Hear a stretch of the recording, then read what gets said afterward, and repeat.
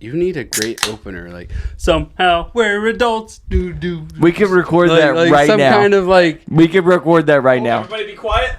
Somehow we're adults. Says it's recording. Boom. Welcome back, motherfucking Chef Paul Bonanno. What's There he happening, is. Paul? There I am. Dude, long time no see. It's been how 3 long years? since you? 3 years. Jeez, dude. Dude, that's so crazy to hear because, like, I feel Yeah. like it was yesterday. No, definitely 3 years ago. I actually just re-listened to it probably about a week or two ago. We killed that first time. That was fun. Did we? Yeah, I, we did. it We did was great. it was fun. It was fun We did because great. that had been like 5+ years since we had like sat down and had a conversation. You know what I mean? Yeah. Been a while because That's I mean, what we do. when I was in culinary, it was like my senior year was like, I mean, the most of the day, like the 8-hour day, I was there for at least 7. 14 or 15. Were you class of 14 or 15? 15, class of 15. 15. Yep. Dude, I've been doing this for over a decade. Bro, you were a rookie Insane. whenever I was in culinary, and then look at you now. You're like an Look old at me vet now. now. So Yep. so since we last talked, I think so. Okay, so Pro Start, right? So people that don't know much about you, you're a culinary teacher in high school culinary teacher. And you do the program called Pro Start. I mean, that's so when I was in culinary in high school, I did Pro Start, and it's a culinary challenge. But if they haven't listened to the last one, they probably, that's the most I'm going to give them right there. But you guys won recently, right? Yeah. We won the whole thing. So not only is it a competition, it is also a curriculum that was developed by the National Restaurant Association. Most culinary programs in the country use it. Because we are in Florida, we have the Florida state standards that we have to follow, but the ProStar curriculum is heavily embedded in that curriculum. So we teach it. Every year there is a state competition in every state, and the winner of that competition goes to nationals representing whatever state they wanted. So I think we spoke in 2021. We won for culinary in 2022 and went to nationals that were in Washington, D.C., competed in culinary, and we placed 11th in the nation, which was great. Nice. It was awesome.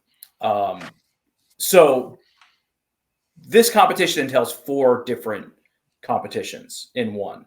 There's the culinary. There is a management competition where students have to create a original restaurant concept and build it from the ground up.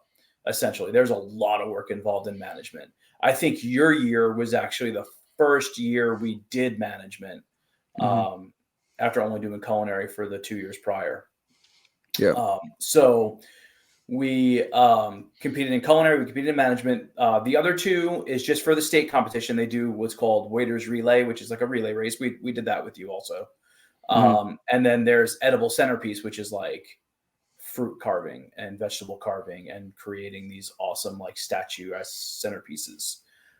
We competed. I think we started that year. my year. Yeah, my last year of school was when you started that, I believe.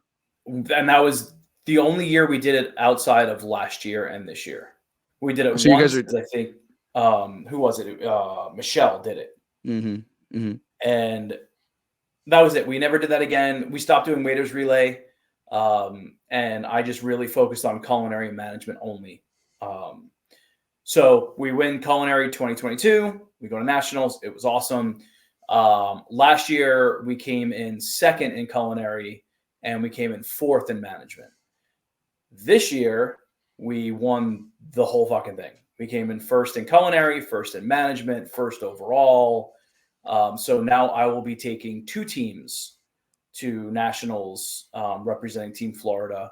And this was my 12th year competing. I've never seen the same school win both categories. It's usually Nice. like one school will win culinary, one school will win management, and then you all go up together and you do your thing.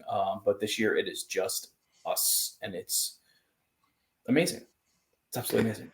When you guys last year, when you guys got second place, what school got first? Martin County High School got first place last year, and it came all down to our entree. That was the big decider, and it was close. It was less than 2 points that we lost by. The entree was a seared rack of lamb. We did a porcini, mushroom, rice pilaf, a rosemary demi-glace, and I think I don't remember what vegetables we did. Oh, we did sauteed broccoli rabe with some blistered cherry tomatoes. And our lamb was just a little undercooked, and the rice was just a little under as well. And that was the difference in the points. This year, there was less than a 2-point difference between first, second, and third. We only won by 0.6. Oh, nice. That's how close it was. What were your competing schools?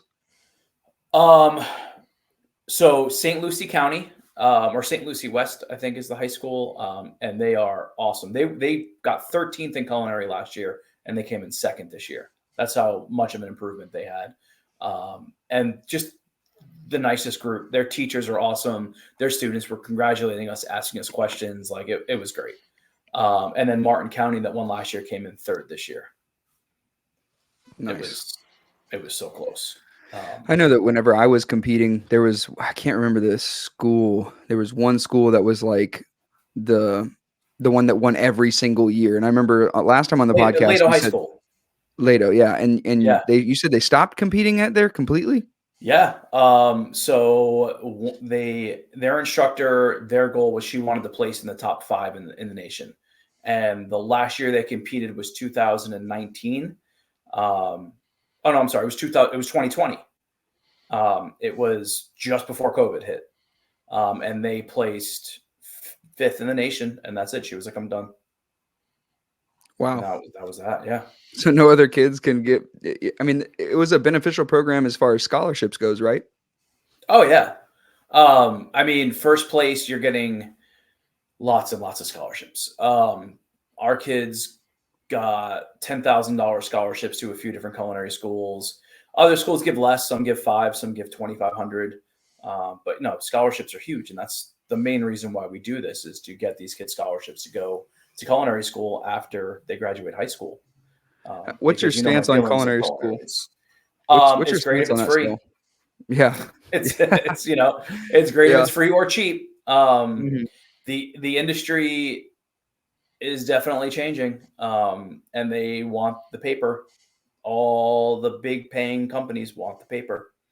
So a lot of schools have 2-year programs. So if there is a kid that really wants to do this, and I know they'll be successful, I'll give them like advice on what 2-year school or vocational school that'll be just under a year to go.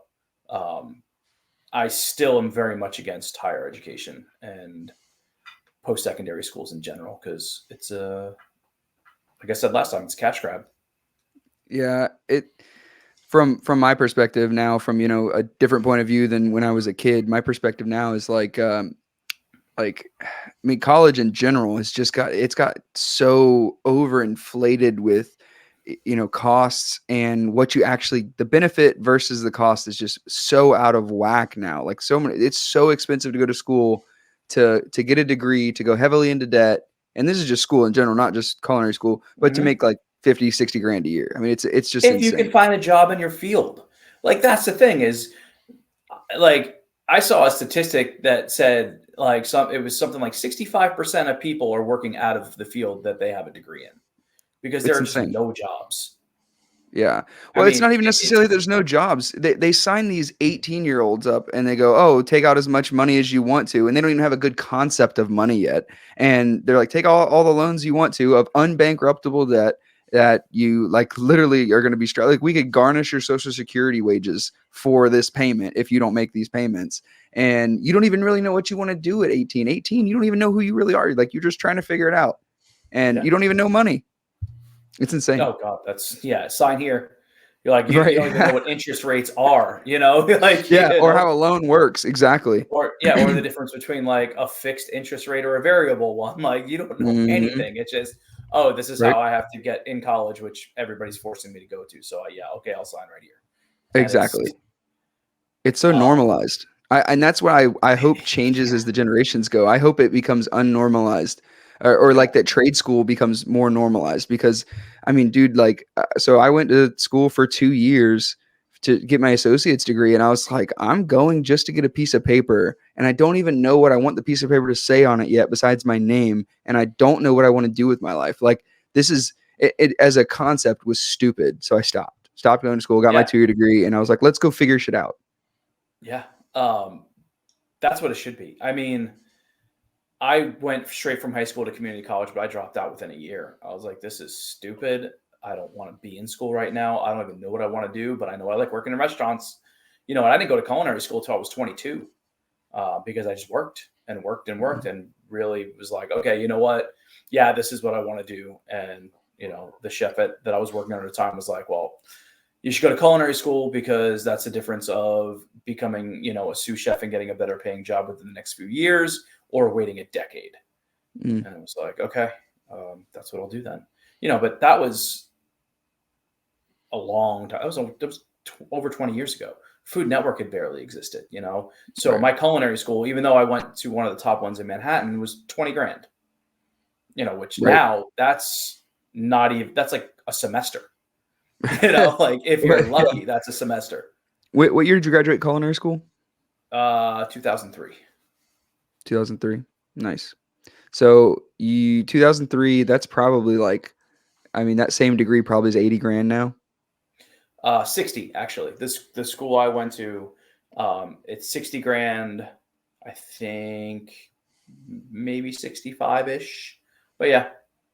Was that a 2 or a 4-year degree? 2. Nice. It's still not bad though compared to some. Yeah. Compared to some, not bad, but it's in New York City, so you're not Yeah. talking about rent on top of that because right. obviously, Room and board, all that. I think they do have housing now because I did have a student who was looking into going there last year, but even still with housing, it would have been like well over 70. Yeah. It's insane, man. I hate this trap that they put kids in. I feel like if you're gonna make it to where the normal thing in high school is for kids to go to college, I really feel like they should have like a mandatory class, freshman, sophomore, junior, and senior year, on explaining to kids the ramifications of going to college and actually like let kids understand it. But because college has become big business, it's really kind of like, it's just like every other big business. It's gonna operate within the parameters that it's given to do to maximize income. You know what I mean? So they don't want. I remember when I got my student loans, they was like, "Oh, just sign here," and it's so easy. They make it so simple to get them, and it's just insane. And now it's like I'm paying on them for the rest of my life.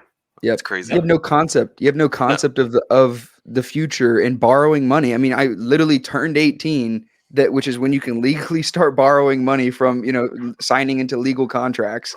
And they're like, oh, hey, yeah, sign. Like, oh, yeah, everybody does it. It's just normal. It's just normal. Mm-hmm. And you're like, I don't want to be a weirdo. I want to be normal. Let me just sign these dotted lines. Let me go figure myself out for, 40 grand a year. It's insane. And then you get out of school and like you said, Paul, like the amount of people that have a degree and then you ask them like, and you see what they do for work in comparison to what their degree is, and you're like, oh, okay, like it's so abnormal for people to be using their degree. Like for you have a culinary degree and you're a culinary teacher. Like that's so, like in my mind, that's abnormal to see that. You'll see people with like law degrees that are like, oh yeah, I'm a computer analyst now. It's like, what? Oh, but okay, so let's talk about. I went back to school, so I learned a couple years ago that because I'm part of the teachers union, and it's not just teachers, it was like a lot of different professional unions, but it's called Union First. and there was a government program that allowed union members to get up to a bachelor's degree for free. And it was online. Like, obviously, you know, you're not going to like huge, you know, it was done Still through something. like community. Yeah, it was done through like, you're not gonna like, be a so, free like, I went Yale to- graduate. Yeah. Yeah, no, you're not going to Harvard, Yale. But I mean, they were accredited universities, right? So I was like, okay, this is when I was kind of thinking like, what's my next step going to be? Am I gonna work in the classroom and be a classroom teacher until I retire, you know, 20 years from now? Or, you know, maybe do I want to go into administration? You know, and then I saw what the administrators did, and I looked at their pay scales, and I'm like, okay, well, no. They work restaurant hours. I mean, our administrators are that every sporting, any after, like, they're there all the time. Yeah. And I'm like, okay, no, that's a step backwards in my opinion. So I started paying attention to our guidance counselors, and I was like, this would be a sweet gig. Like, I still get to work with the students. I still get to help shape their futures, but I'm out of the classroom, you know, and, you know, I thought that would be cool because, like, I kind of have that role with my students anyway. Mm-hmm. So I was like, all right, well, what do I need to be a guidance counselor? Well, you now need a master's degree in school counseling to be a guidance counselor. And I was like, okay. So I found out about this program. I'm like, well, I can get up to a bachelor's for free. So might as well do that and then just pay for my 2 years master's, which there are programs that'll help cover some of the costs. And I was like, I can do that. So I enroll in this program, and I'm like, well, I've been a classroom teacher for, at this point, it was like 9 or 10 years. So that's got to equate to some kind of credits, right? So I enroll in the program. It's through, this one was Eastern Gateway Community College in Ohio, right? Steubenville, Ohio, but it was all virtual. So I reach out to the advisors, and I'm like, hey, look, here's the deal. I want to be an education major, but I'm already a classroom teacher. I have the state certification. I have all these trainings. I, passed all these tests and, all this stuff. Like, do I get anything for that? Can I cut out the BS intro classes? Yeah, because there's a bunch of those. Yeah, I'm like, I've been teacher of the year. I've been like so many things. I'm like, do I really need to go through like, so you want to be a teacher volume 1, like first day? Like, I don't like, I train teachers. I don't need to do this. So the person I was on the phone was like, oh, absolutely. Like, you'll be able to get at least, up to like 24 credits. And I was like, well, that's half the freaking associates right there. I was like, sweet. They're like, but you have to email this person who's in charge of that department that will, look through all your stuff and tell you what courses you can, obstruct from. I was like, all right, cool. So I emailed this guy, and he's like, send me your certification, send me a letter from your principal that describes what you do on a daily basis. Send me your certification, send me, I went through the Hillsborough County certification program, send me all that. So I had the director of that program email me all the stuff, and I gave him all my, credentials and everything. And he said, actually, this does not qualify you to abstain any credits. Oof. And I was like, what? That sucks. I'm like, what are you talking about? He's They like, make less money when they do that, unfortunately- Paul. Exactly. Uh-huh. Government's paying for it. So no, we're going to milk you for everything we can get out of the government. Oh, yeah. You're not paying for it. Why do you care?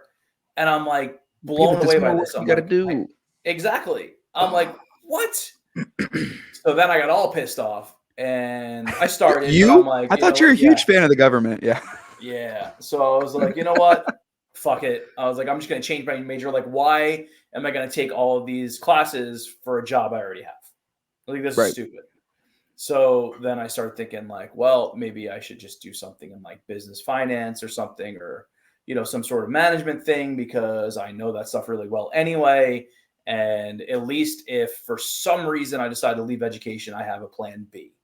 Mm-hmm. Like, none of this stuff matters. I can still go get my master's in school counseling. I just need to get your bachelor's. Exactly. Yeah. So I switched to that. And after the one semester of that, I'm like, this is fucking stupid. Like, I didn't want part of it. So I went back to education, and I started doing all that. And I had about 1.5 years under my belt. I think I only had like because I was doing it really slow at first. I was taking like one class a semester because I was still working and still doing everything I do. And then I was like, this is actually pretty easy because it's all done online. It's all Canvas modules. It's all super stupidly easy. So I was like, okay, well, I'll take 3 classes a semester now. Over the summer, they split them up into, you can either do intensive 8-week classes or you can do slower, like 16 weeks. So I was like, well, I'm just going to start doing all the 8-week classes because I can bang the shit out really easily. And I did, and I got almost done. And then all of a sudden, the Supreme Court ruled that the government can not only not cover student loan debt, but they can also not pay for people to go to college. And overnight, the program went away. And as much as the colleges tried to fight it, the Supreme Court ruled on it. And then, obviously there was a lot of people in this program. So emails started going out and they're like, we will give you a discounted rate. We're so sorry. And I'm like, I'm not paying. No. Anything. Unless the discount's free. Exactly. Yeah. And it was like, oh, we'll discount you to like $1,000 a credit or some shit like that. And I was like, this was last year. So I'm like, I am 42 years old. I am not about to take out student fucking loans now to get a master's degree that I won't finish till I'm like 48. To maybe get a slight pay raise if you decide to do it. Yeah. To work for 10 more years and then pay student loans, but no. And I'm already doing the job.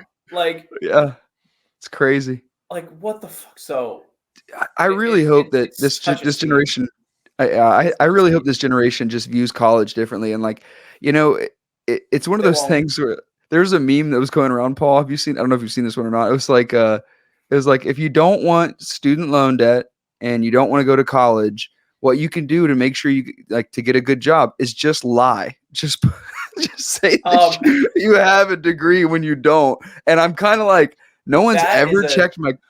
That is a time-honored tradition, my dude. So when I was doing my internship at Felidia Restaurant, one of the top Italian restaurants in New York City, one of the sous chefs there, this dude was young.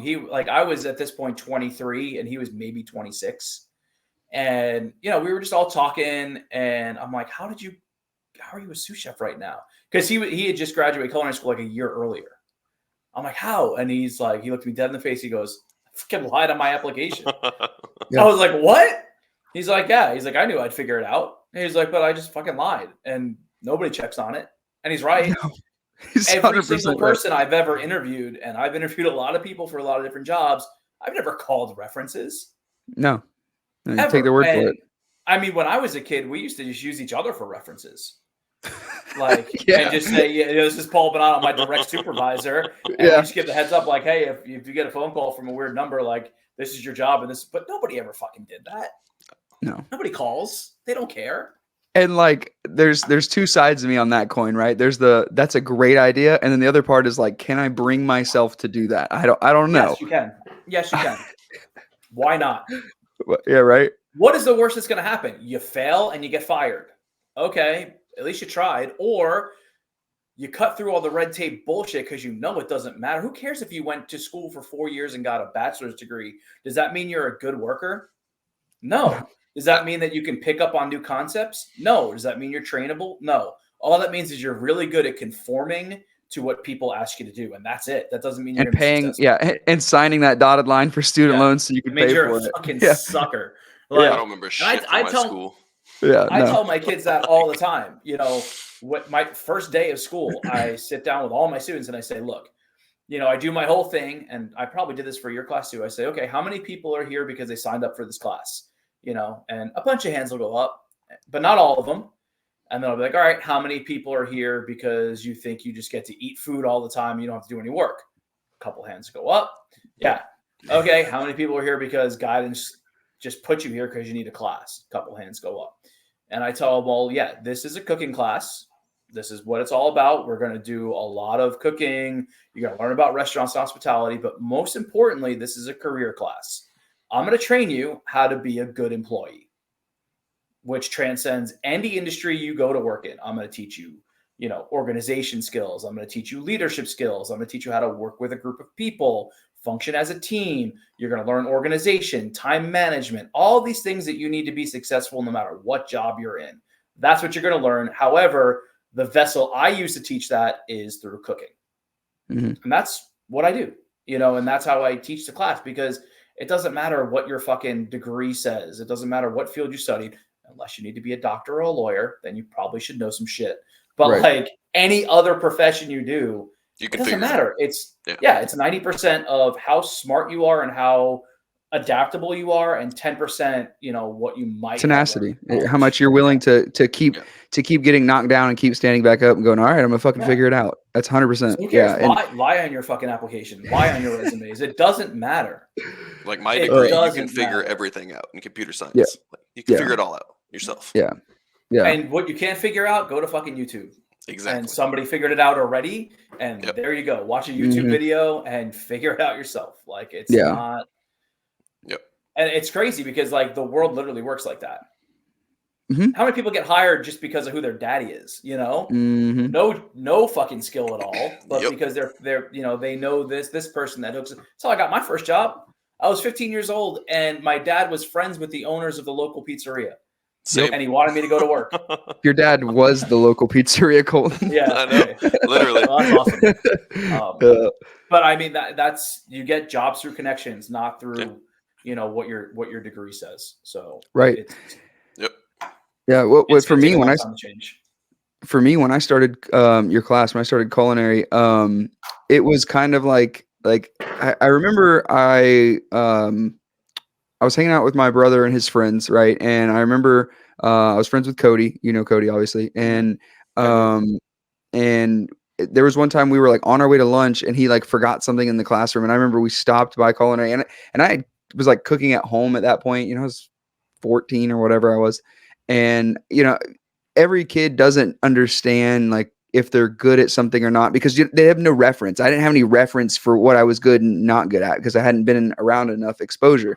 And so I liked cooking, but I didn't think I was going to be good enough to like go to a culinary program. Like I didn't know what to expect. I pictured Food Network in my mind being the culinary program, and that was just be, a little shithead there. And then I remember walking in the culinary room, and I was like amazed, because I pictured like a home ec class where like people are learning how to make like, like take a piece of bread, put tomato sauce on it, put cheese, homemade shitty pizzas. You know what I mean? Like I thought that was what it was going to be. And I remember walking in and just seeing, the first thing I saw at that time before you moved it was the standing mixer, the floor mixer. And I remember seeing that, and I was like, oh, this is like a restaurant kitchen. And I was like, everything was stainless steel. Everything was like, dude, it was just so insane to me. And I was like, that's really cool. And then to find out that like, at that time it was Chef Ken.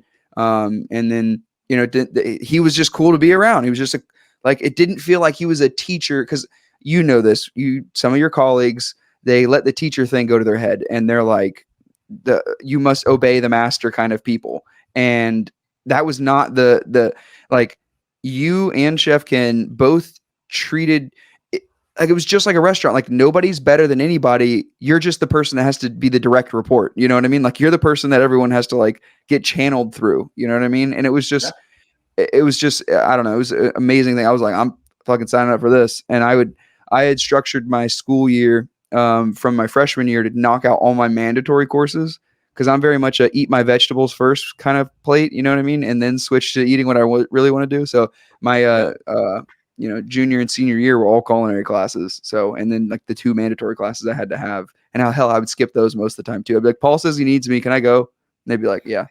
And it still happens. I still have kids that literally come to school just for my class, because they banged out all their credits. They're seniors. They come 4th and 5th period for culinary. Maybe they'll stay 6th period for TA also. And that's it. That's their day. Yeah. And that, they can do that because they schedule, they structure their schedules that way. I don't know how much longer that's going to be allowed. Why is that?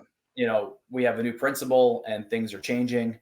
But it's not on him. It's because school needs to go back to the way it was. So like things still haven't come back from COVID yet. Like as far as the way the schools are run. COVID hit and everybody scrambled, everybody went virtual. And then even once it all was pretty much like squashed and like, okay, return to normalcy now, school's back open, they still allowed kids to do primarily online classes and only come to campus for 1 or 2 periods a day. Yeah. And that it's been going like that for a couple of years now. So you have kids that, like last year I had a kid that had me first period and that was it. He came to culinary first period and left because the rest of his classes were FLVS. But in order for the school to get the funding for that student, they only need to be on campus for 1 class. And what we are seeing is a large number of skipping, attendance issues. I mean, kids don't care. There's no school spirit because what do they care? They're on campus for an hour and then they're gone. So a large majority of, the seniors the last couple of years have checked out pretty early. COVID really fucked that up, didn't it? Yeah. So next year, our new principal's policy is you have to be on campus at least first through 4th period. Good. And if, you want to dual enroll or you want to do virtual, you do it at the end of the day. And OJT was another thing. These kids were taking OJT 4th, 5th, 6th, 7th period. And it's like, no, none of these kids are going to work at noon. It's not happening. So why are they getting scheduled? And it's because they had nothing else to take or they banged out all their virtual, so now he's saying, okay, well now OJT is only 7th period and that's it. Like you want OJT, cool. You have it at the end of the day and that's it. We had kids that had OJT 1st and 2nd period. Like you're fucking working at 7:00 in the morning. Yeah. For 2 hours. Yeah. And it's like, what is happening? But it was just a way to, to keep kids enrolled, not going full virtual, giving them whatever they wanted. And that's not happening anymore. And the school suffered. We haven't been an A school in years. Wow. We are a solid B. It's a damn shame too. Like, I feel like we're living in the age of there's so much information that people are drowning in information. And to speak specifically on the COVID stuff, it's like people are so busy between life and work and just everything involved in being an adult that they don't have time to research things. Colt and I actually were talking about that at dinner the other day. It's like there's just so much shit in general that you could research about every single subject. It's like we're flooded with information, right? But and then the right information. Exactly. You can Google. Yeah, you can Google, is coffee good for you? And there'll be a list of reasons why it's good for you. You Google, is coffee bad for you and why it's all bad for you? And it's like, well, do I fucking drink it or not? You know what I mean? Like, oh my depending God. upon who you Go follow, down to nutrition health.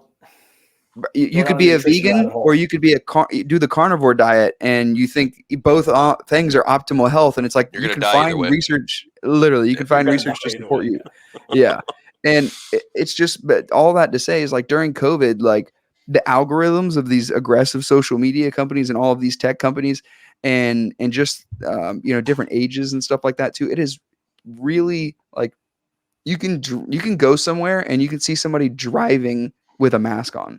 Like, it's just like there's certain people that like they still do it. They still fucking do it. I saw somebody the other day. I was like, what is happening right now? Dude, it's that's what I'm saying. These algorithms are just crazy because like, what does their feed look like compared to mine? Like, what information are they putting in to where they feel like they, because everybody makes a decision thinking it's a good decision or there's not any thinking behind it. But like something like that, you'd think that they're doing it because they have reason to believe that they should. And so it's like, but it's like, we live in this crazy age. And especially when it comes to like students, like that's why I'm even bringing this up. And when you're talking about kids going to school virtually, because like, we all had social anxiety from the pandemic one way or another. Like if you were just alive during that time, you had to experience some level of social anxiety at a certain point. And the formative years of your life, could you imagine if you were in school having to go through something like that? Like I can't think that I would turn out much different and still want to like not be around a bunch of people. If you give me an inch and try and take that inch back, like, fuck you, I don't need to be here. Why do I need to be here? Yeah. And we're still seeing the fallout for it. And luckily now, they're starting to kind of tighten the reins a little bit, but there's so many options for education out there. You can homeschool, you can do Florida virtual, You know, Have you seen I the mean, statistics and on homeschooling? uh, well, ever since the state of Florida allowed the funding to go wherever, it's scary now. I mean, you have people that so let me put this in perspective for you. All right, I think each student in the state of Florida gets roughly it's like $11,000 or $12,000 a year. Okay, and if you're in school, that funding goes to the public school, and it was always like that until like just around COVID time, or maybe even a little after COVID. The Florida legislature said no, if the student moves, then the funding should go with the student. So like if they go to a private school that they have to pay tuition, they get a voucher from the state for whatever the state would have paid at a public school, and it goes towards their private school tuition. Okay. If they go to FLVS, it goes to Florida Virtual. Mhm. If you homeschool, it goes to the parents. Good. Good. Not really. Think Depending about upon how the many parents. people exactly but there's no checks and balances here. Right. Think about the people that might have 4 or 5 kids that now multiply that by $12,000 a kid. That's your income. Could go bad. Mhm. Yeah. Who's And saying now you have you're a bunch of teaching kids uneducated people. Yeah. The Exactly. propensity for terrible is higher. I agree with you. But I think that is that the signs. So there's an incentive there. That's a problem too. Anytime there's an incentive to have something bad happen, I think that's a bad incentive to have.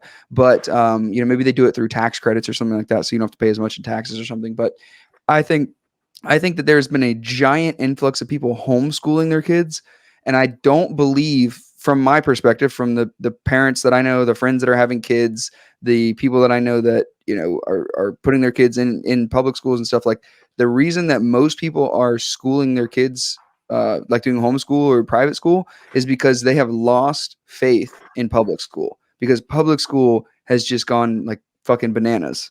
It's gotten insane.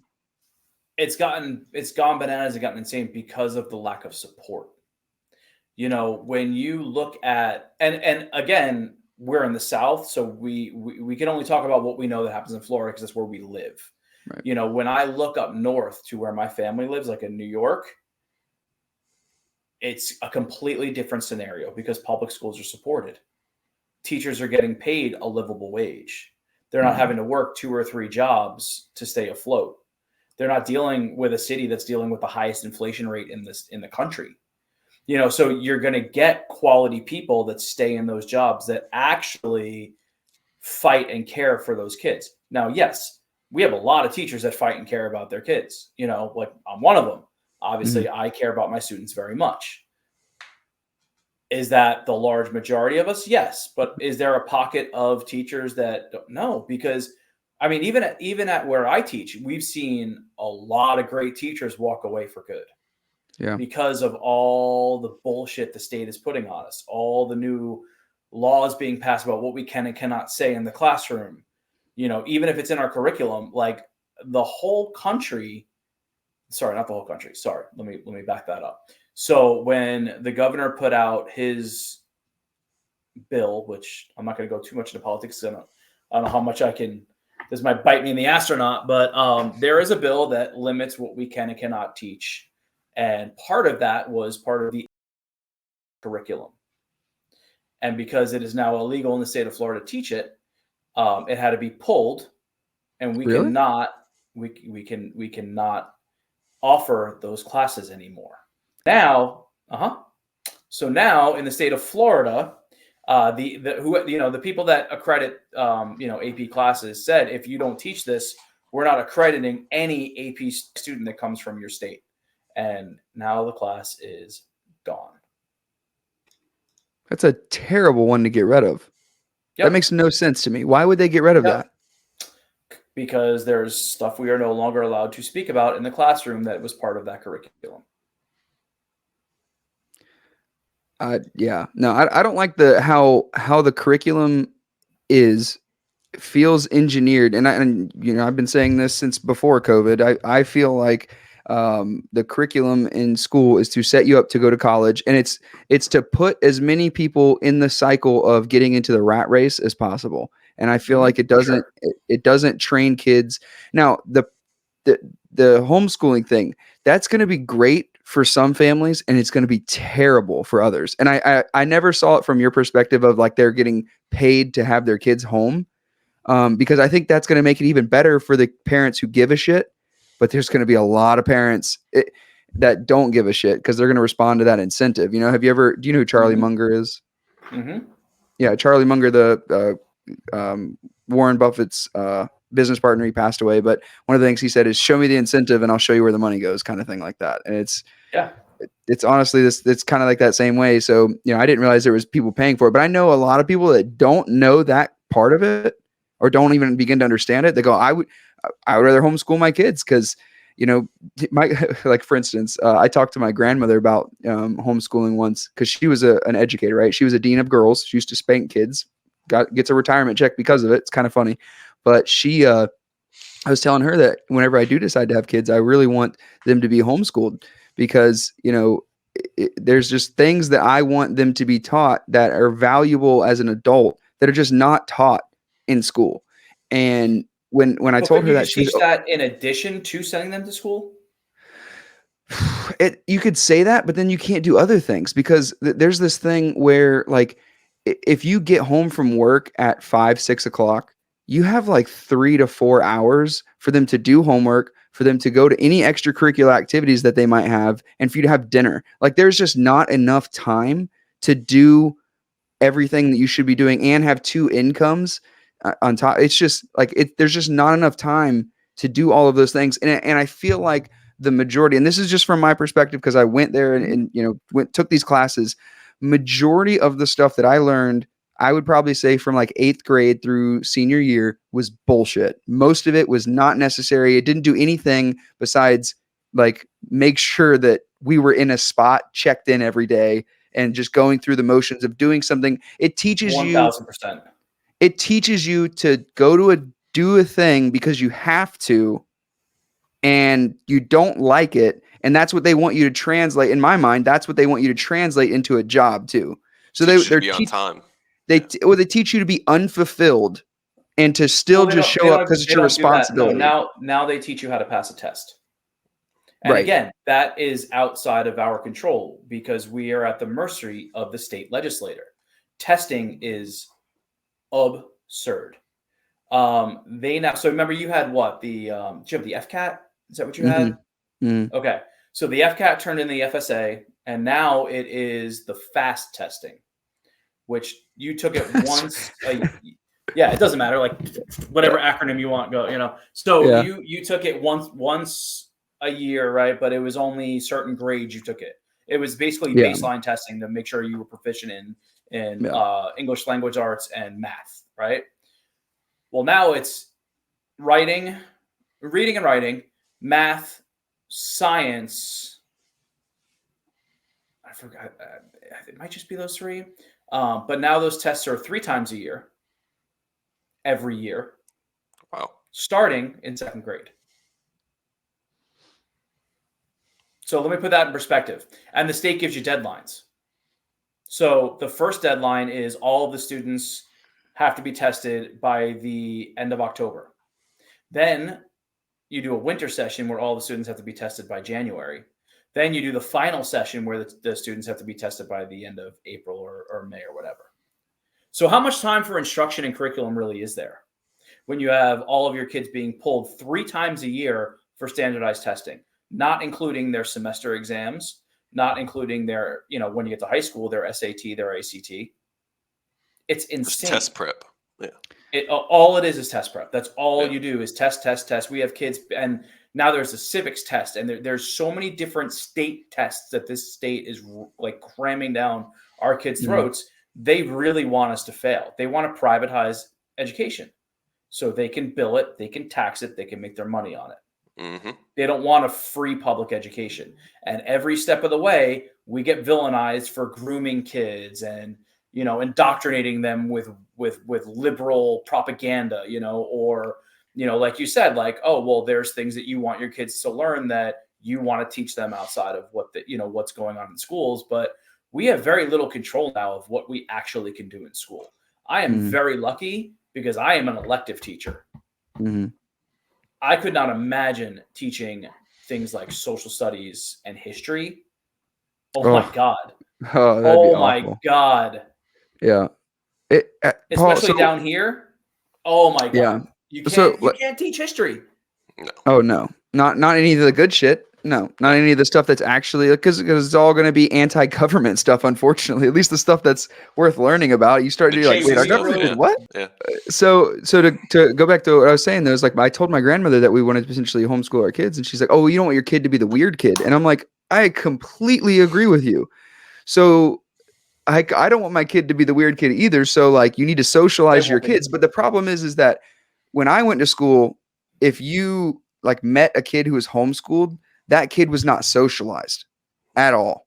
Like that kid didn't know how to talk to people, and for the most part, but they were incredibly intelligent all the time. I could see it. But I'm like, so if you just make those parents, like not make them, but like in my mind, I mean, obviously I like to think I'm a pretty responsible, hardworking person. Like I do a lot of different things. I'm, pretty thoughtful when I think about things, in my opinion. Obviously, I think everybody is in their own opinion, but like when I do have kids, like you can teach them things that actually matter. You can actually get into topics and teach things where it's like I feel like you need to be okay to tell kids something and be like, well, why did they do that? And be like, I don't know.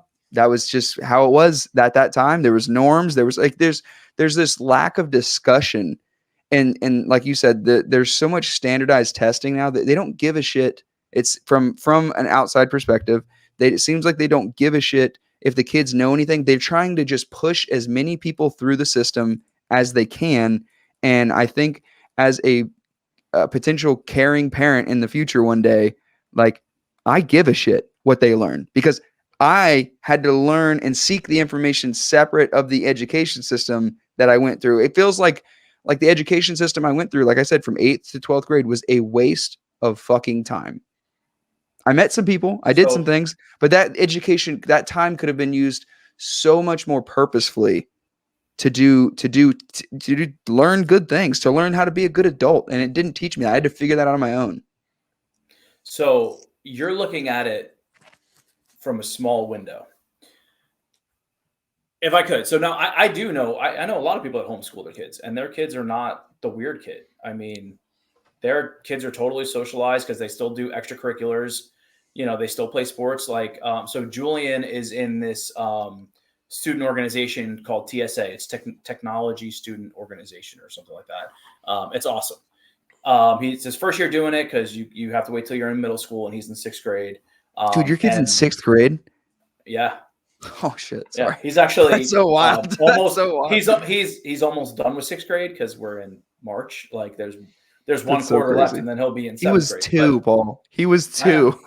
I was there.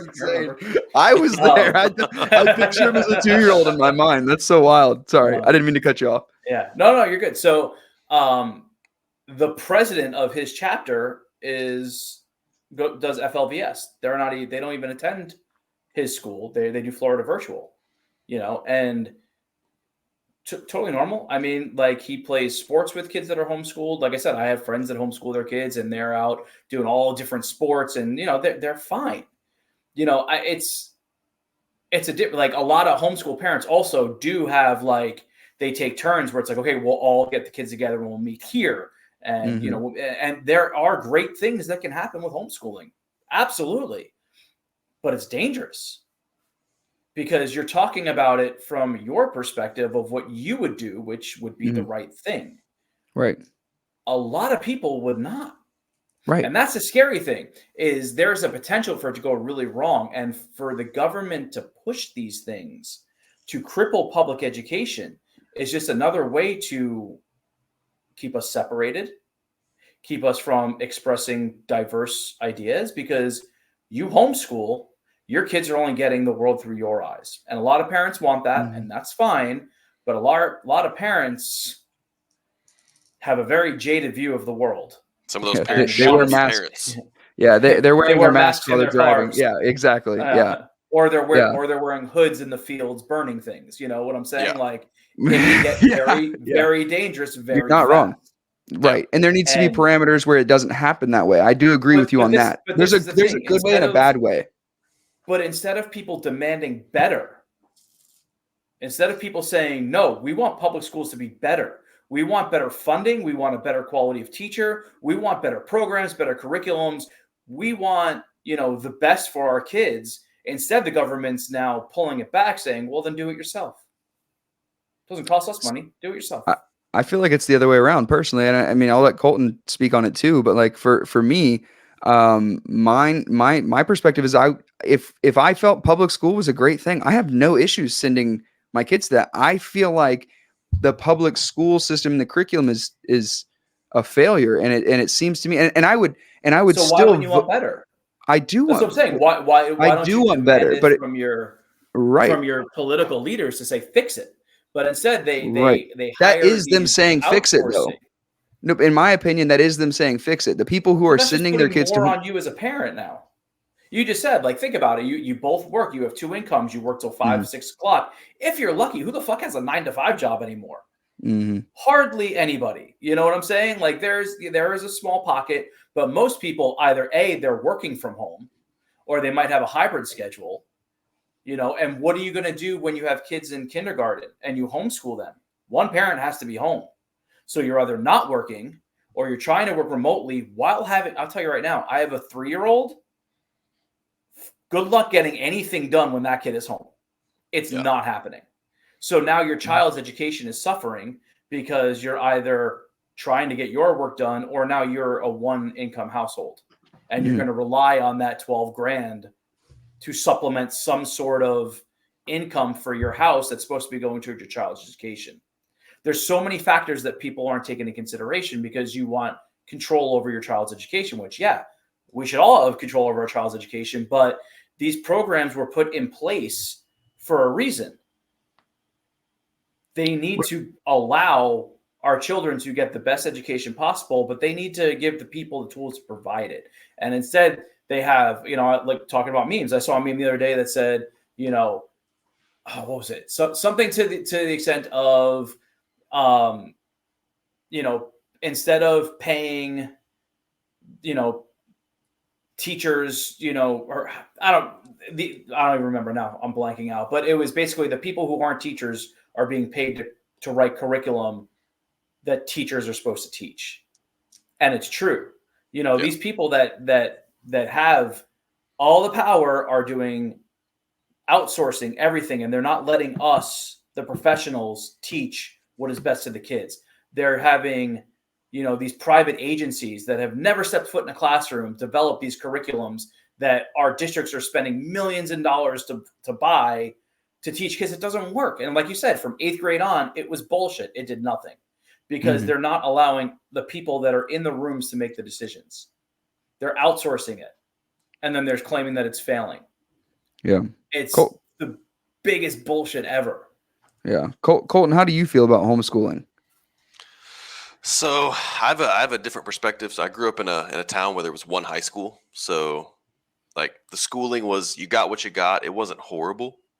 I don't know how public school here is here in Florida, but I just feel like from what I hear, it isn't the greatest. But like I said, I don't have a perspective of being. It's not. I mean, you rank it nationally. We are low. Yeah, we are low. But then again, you look at charter schools. Charter schools pop up all over the place, and even though charter schools most of them are free, and they're run outside. They're under the umbrella of the public school system. They get the funding, but they're not controlled by the public school system. And they don't have to do all the standardized testing. That's why people praise public or private schools and charter schools, but they are not held to the same restrictions that public schools are. They don't have standardized testing like we do. They're not held to, have, benchmarks in, reading, writing. They don't even have to have certified teachers. You can hire anybody. So, they might be praised that it's more free in education, but it's because they're allowed to run outside of the realm that public schools have to run because it is controlled by the state and by the federal government. If they took the regulations away from public schools that these charter schools don't have to follow, we'd thrive. Yeah, If and we that's had complete autonomy over it, but that's the thing is people want to so quickly to, well, I'm going to homeschool or I'm going to do this or I'm going to do something outside of the public school system because it's failing. It's because everybody's letting it fail around them because they are so quick to jump on the next thing, the next thing, the next thing, instead of, again, our tax dollars fund public education. Make the people making the decisions spend your money more wisely. Yeah. And that's what's not happening. So I think that's the reason that people are choosing to homeschool. That is them telling the government, because I mean, what you do with your time and your money is how you. I mean, that's you can vote more that way than an actual vote, right? So like how you spend your money is how you vote, right? So like I really feel like people are going, I'm not going to waste my time, energy, money to send my kid to a school where they're going to like have all of these restrictions where the teachers can't teach. You have some unmotivated, underpaid person paying there, and it's like until I feel like the reason that homeschooling has gone up so much, separate of the tax credit thing you were mentioning earlier, or not the tax credit, the funding issue thing you were telling me, is this, that I think that people are going, that they're saying, I'm not going to continue to stand for how you guys are running this right now. And I think that is where that giant increase in homeschooling is going. And I'm just speaking on that because I know a lot of friends and relatives and stuff like that are deciding to homeschool their kids because they think that the level of education and the way the system is set up around education, at least in this state, is just it needs to be fixed and it needs an overhaul. And most people don't have the time. Why? That's what I'm saying. That's what the state wants. Right, but in the same thing, saying that like you want where time and money and energy pour to go fight those battles and to go picket stand there with a sign saying like, hey, we need to change our school system. It's like what other avenue do they have? What other route do they have to try and change that system that they believe is so deeply corrupted? See, but the thing is that by pulling your kids from public school, you're not fighting the system. You're doing what they want. They want education privatized. And you watch what happens. 10 years from now, you pull everybody out of public schools, and now the only options you have is either homeschool or pay for private school. All of a sudden, once the state doesn't have to pay the tax dollars anymore, you're going to watch, suddenly homeschooling is not going to be a thing. And you're not going to be allowed, and you're going to be forced to send your kids to school to pay for it, because that's the money trail. That's the thing, is like by taking your kids out of these schools, you're not fighting the system.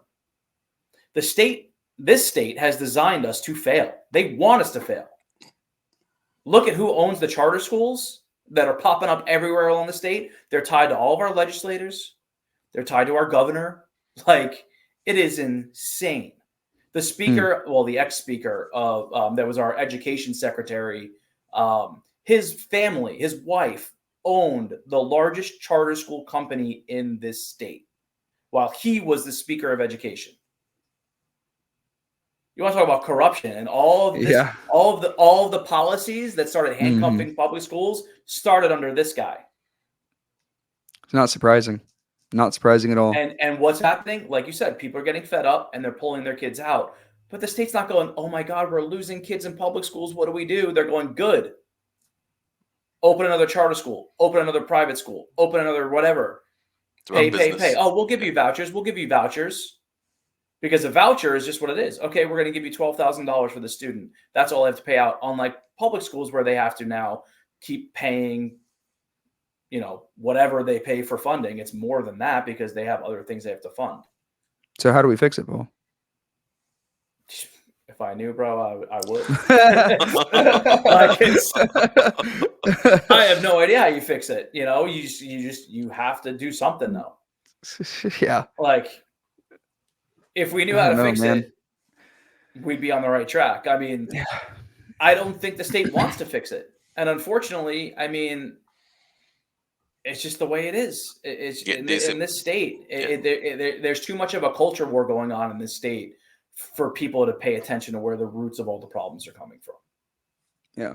And that's the unfortunate reality, is that people are too busy fighting liberal versus conservative versus, whatever is going on. It leaves no room for everybody to unite under one banner to be like, hey, we want better for our kids. We want better for our tax dollars. We want better for our living conditions, because this state is now unaffordable.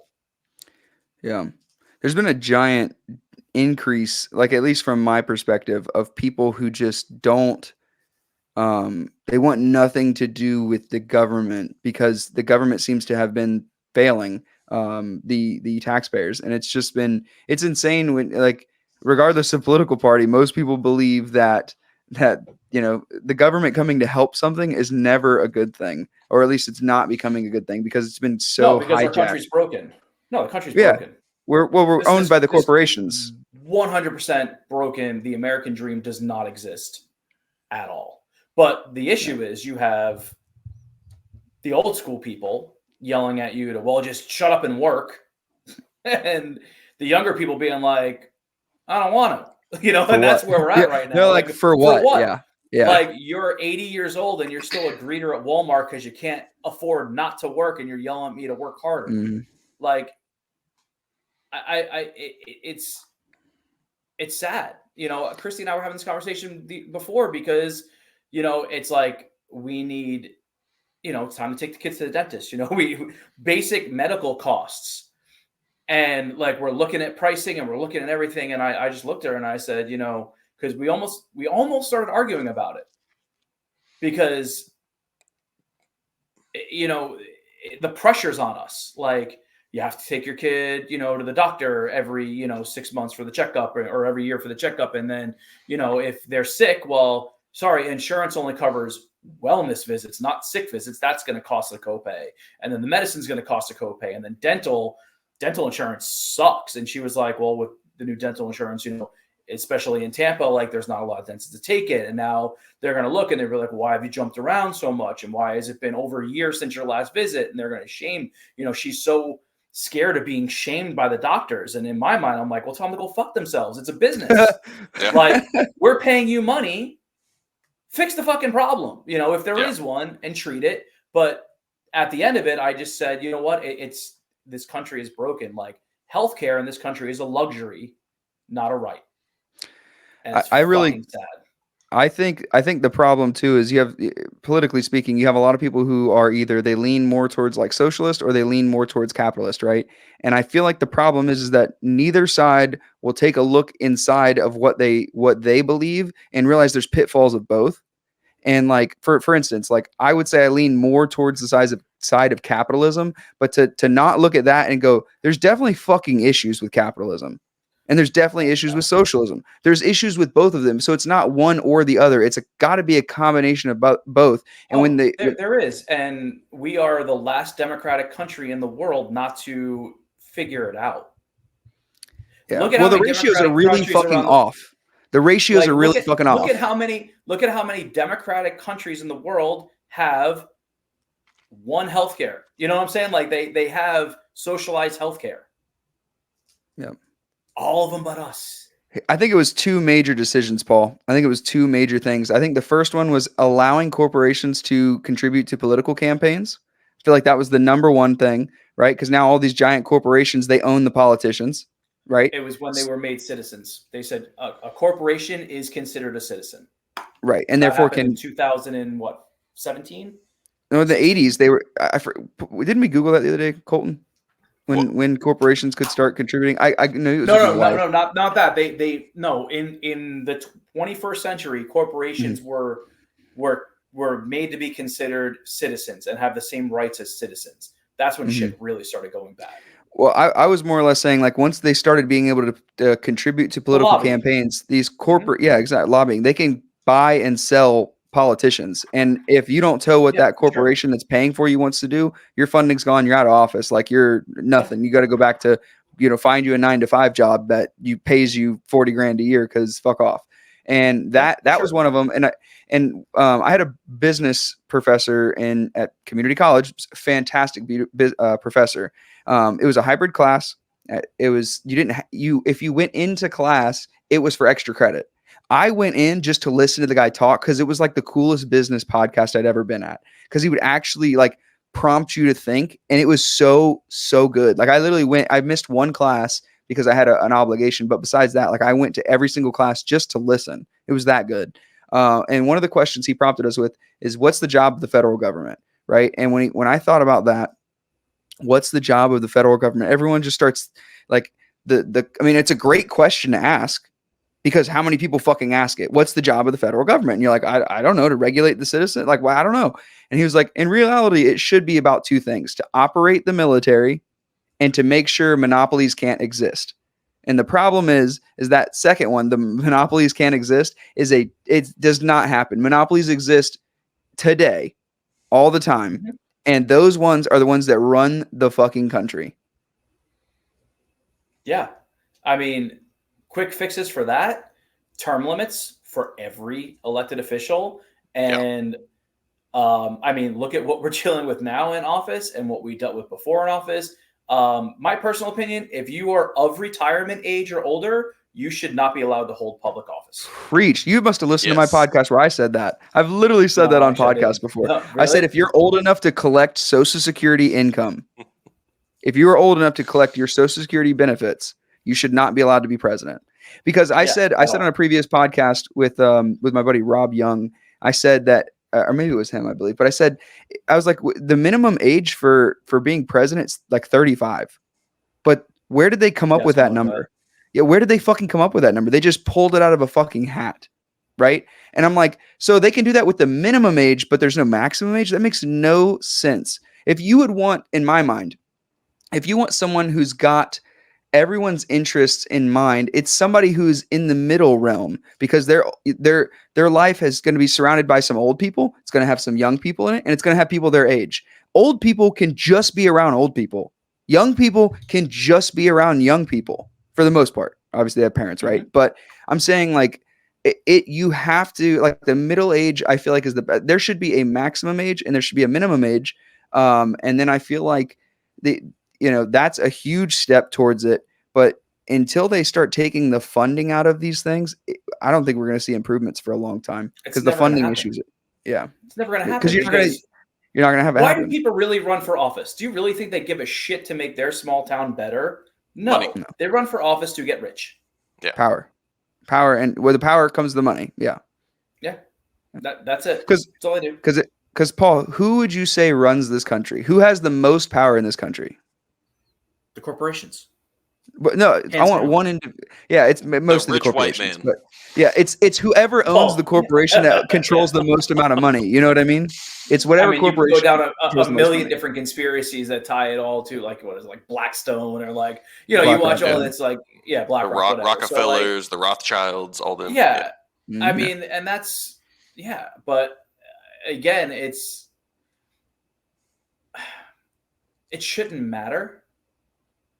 Because regardless of their status, they're always going to have way too much money, but what they're doing is they're ensuring that we all stay worker bees. Mm-hmm. That's all they're doing. Transfer of wealth. That's all they want.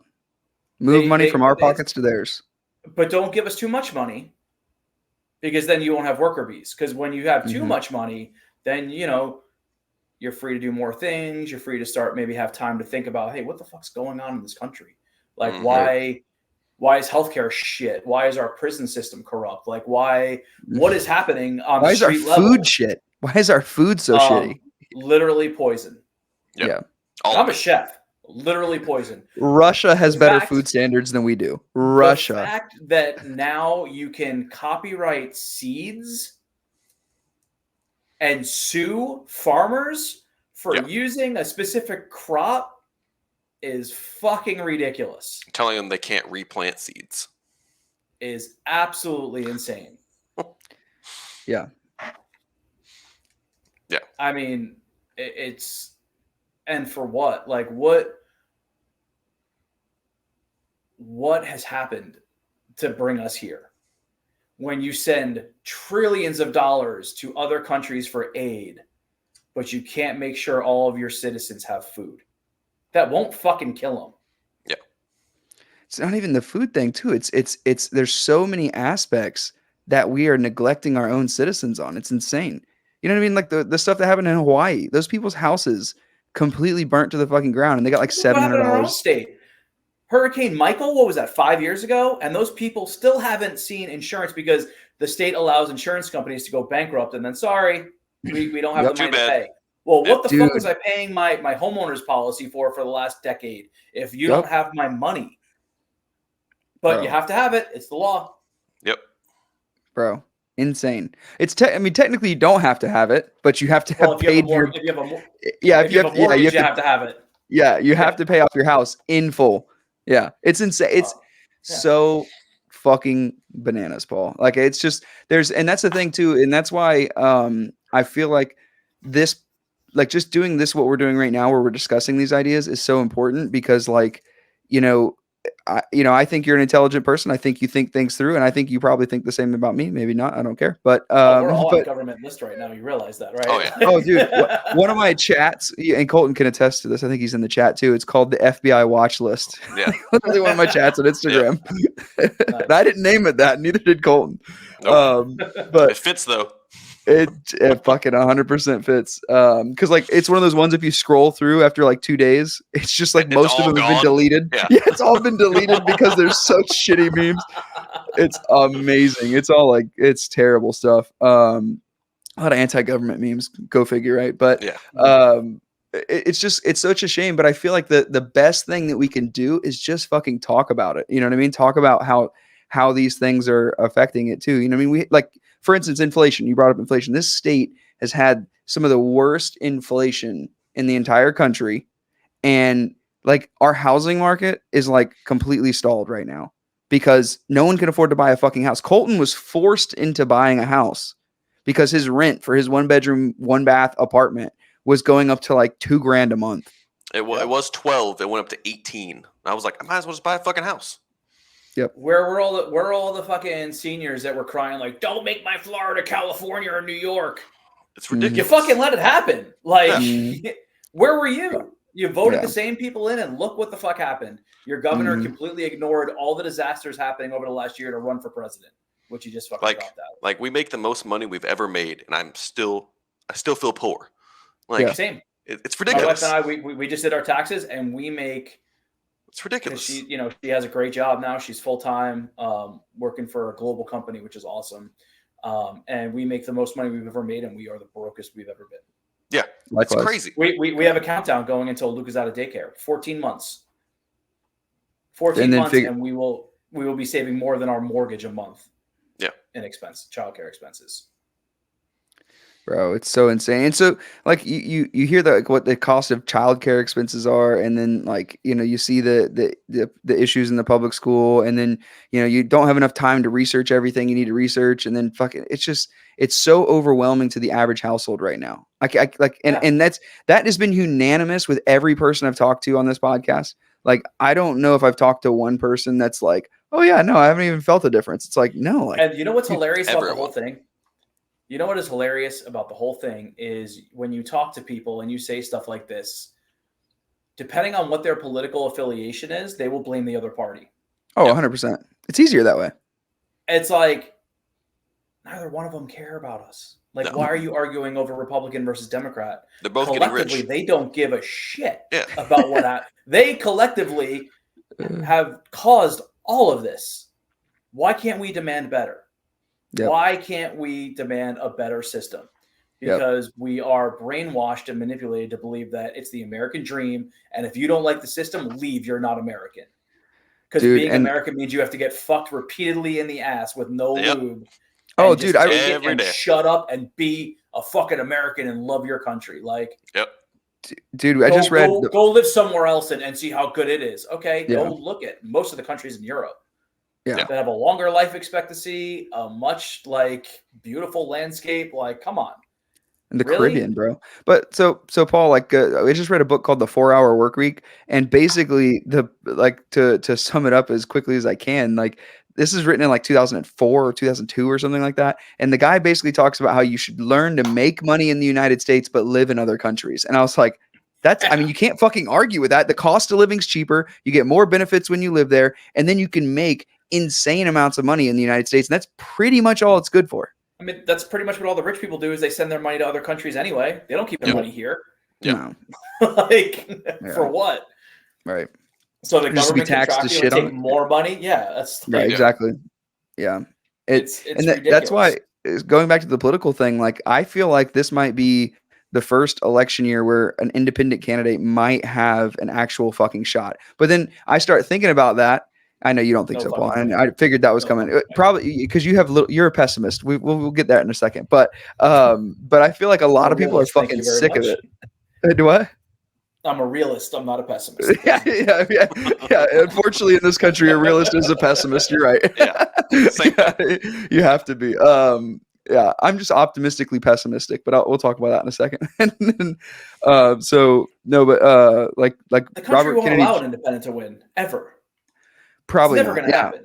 No, I probably not. No, we don't have a system that'll set up that way. But I'm just saying, like if you entertain the idea of like Robert Kennedy winning the election and becoming president, like 100% of people that want him to be president all also believe that he's probably going to be assassinated if he does, because he's already had 2 attempts on his life. Like he's the only presidential candidate in presidential history to be denied Secret Service. That's like insane. every other fucking Kennedy. Like, Yeah, think about literally, it. his dad was Anytime killed. any Kennedy has Yep. grown to power, they've been assassinated. Yep. Because well, who They knows unite why, people, but- unfortunately, and they don't want that. That's not what the system and they wants. know a lot. I mean, you know how the Kennedys made their money, right? The mafia. Yeah, Your uncles. Yeah. They were bootleggers during Prohibition. Yeah. They had ties in Canada, and they used to run rum. Yeah. That's part. I mean, it's one of the conspiracies on why his uncle was killed, JFK.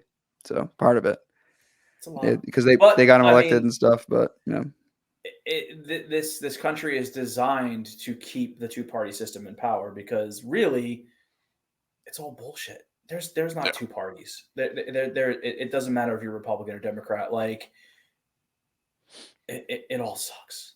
One person It's controls all them all. it's all designed to keep us just going to work every day. It's like George Carlin said it the best. Like have you ever heard George Carlin when he talked about the class system in America? Mm-hmm. Said I believe so. the rich people hold all of the power and all of the money. The poor people or the middle class do all of the work, keep a little bit of the money. The poor people are there just to scare the shit out of the middle class to keep them going to work. yeah. Dude, it's I mean, he said that 30 years ago, and it's still true.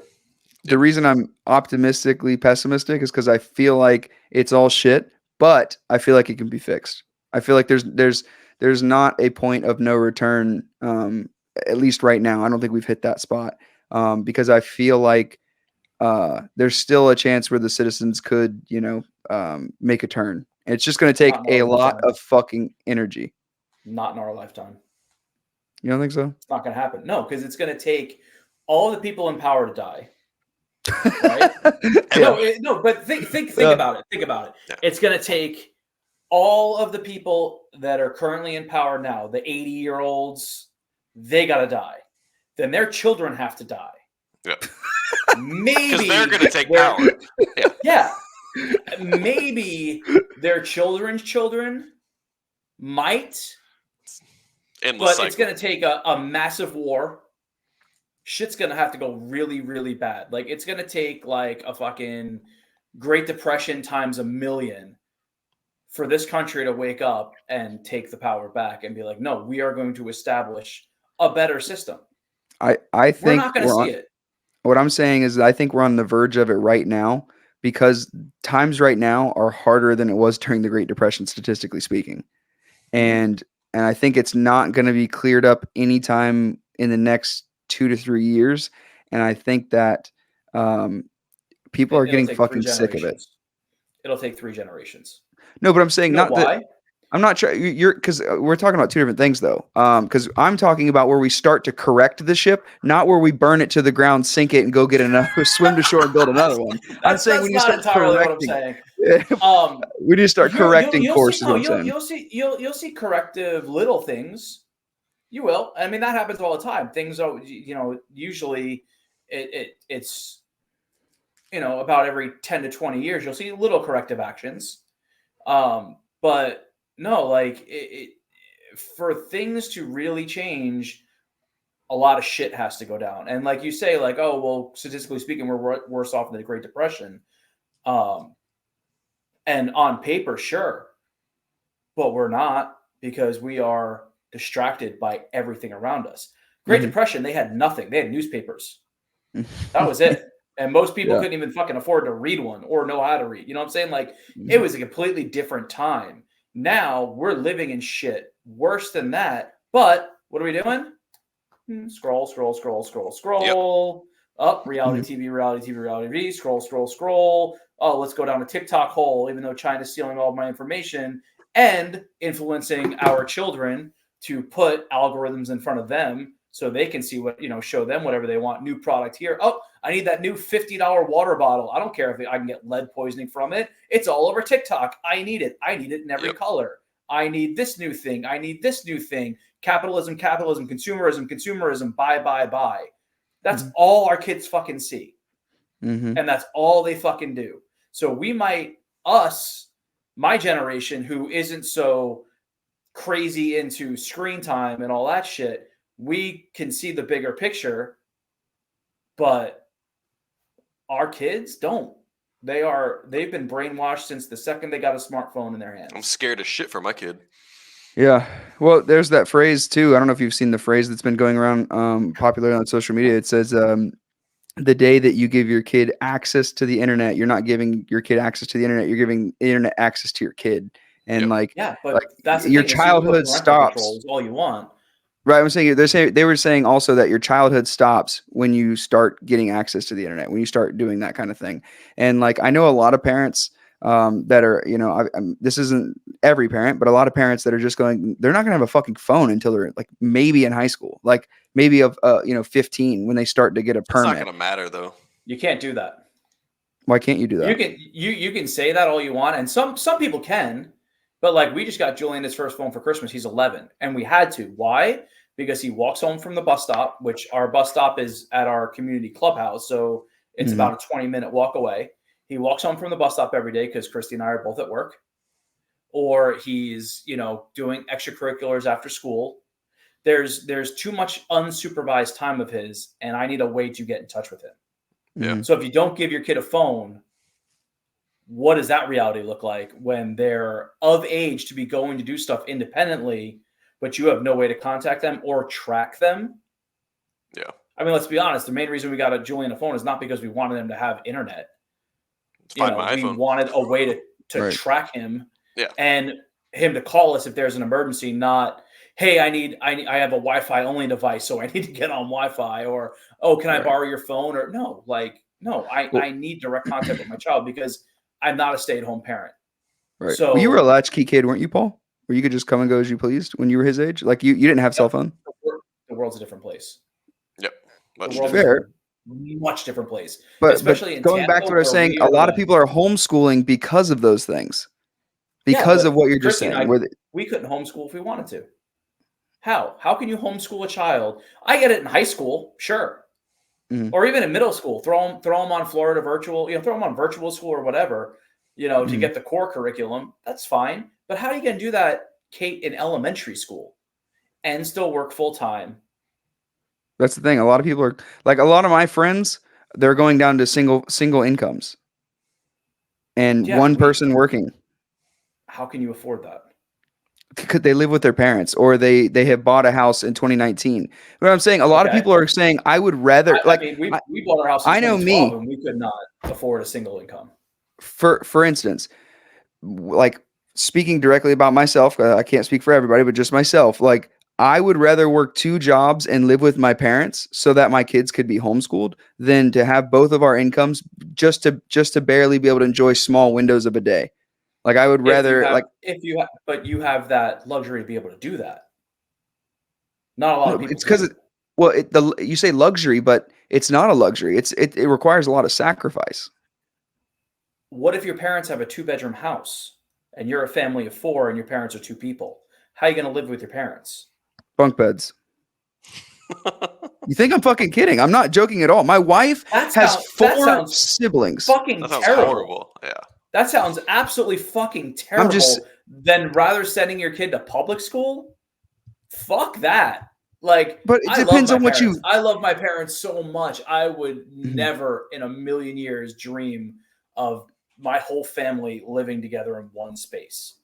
Right, but there's a cultural thing too, because like I said, so my wife grew up in a 2-bedroom dirt floor house in Mexico with 4 older brothers and a mom and a dad.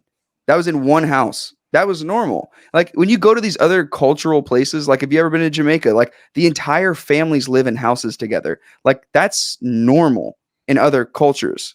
It's not normal in our consumerism culture because they don't have the same like values. But like my mother-in-law, she stayed home with all 5 kids.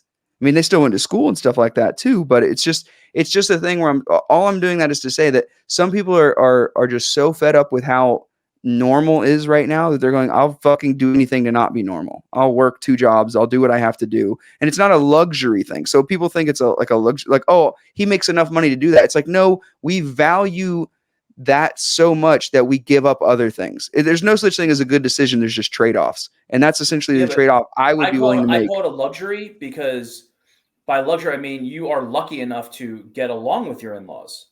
You're lucky enough to have a situation where they could take you in, or you could create that little cultural family. This is all we care about. And we're gonna raise our own. We're gonna do this together.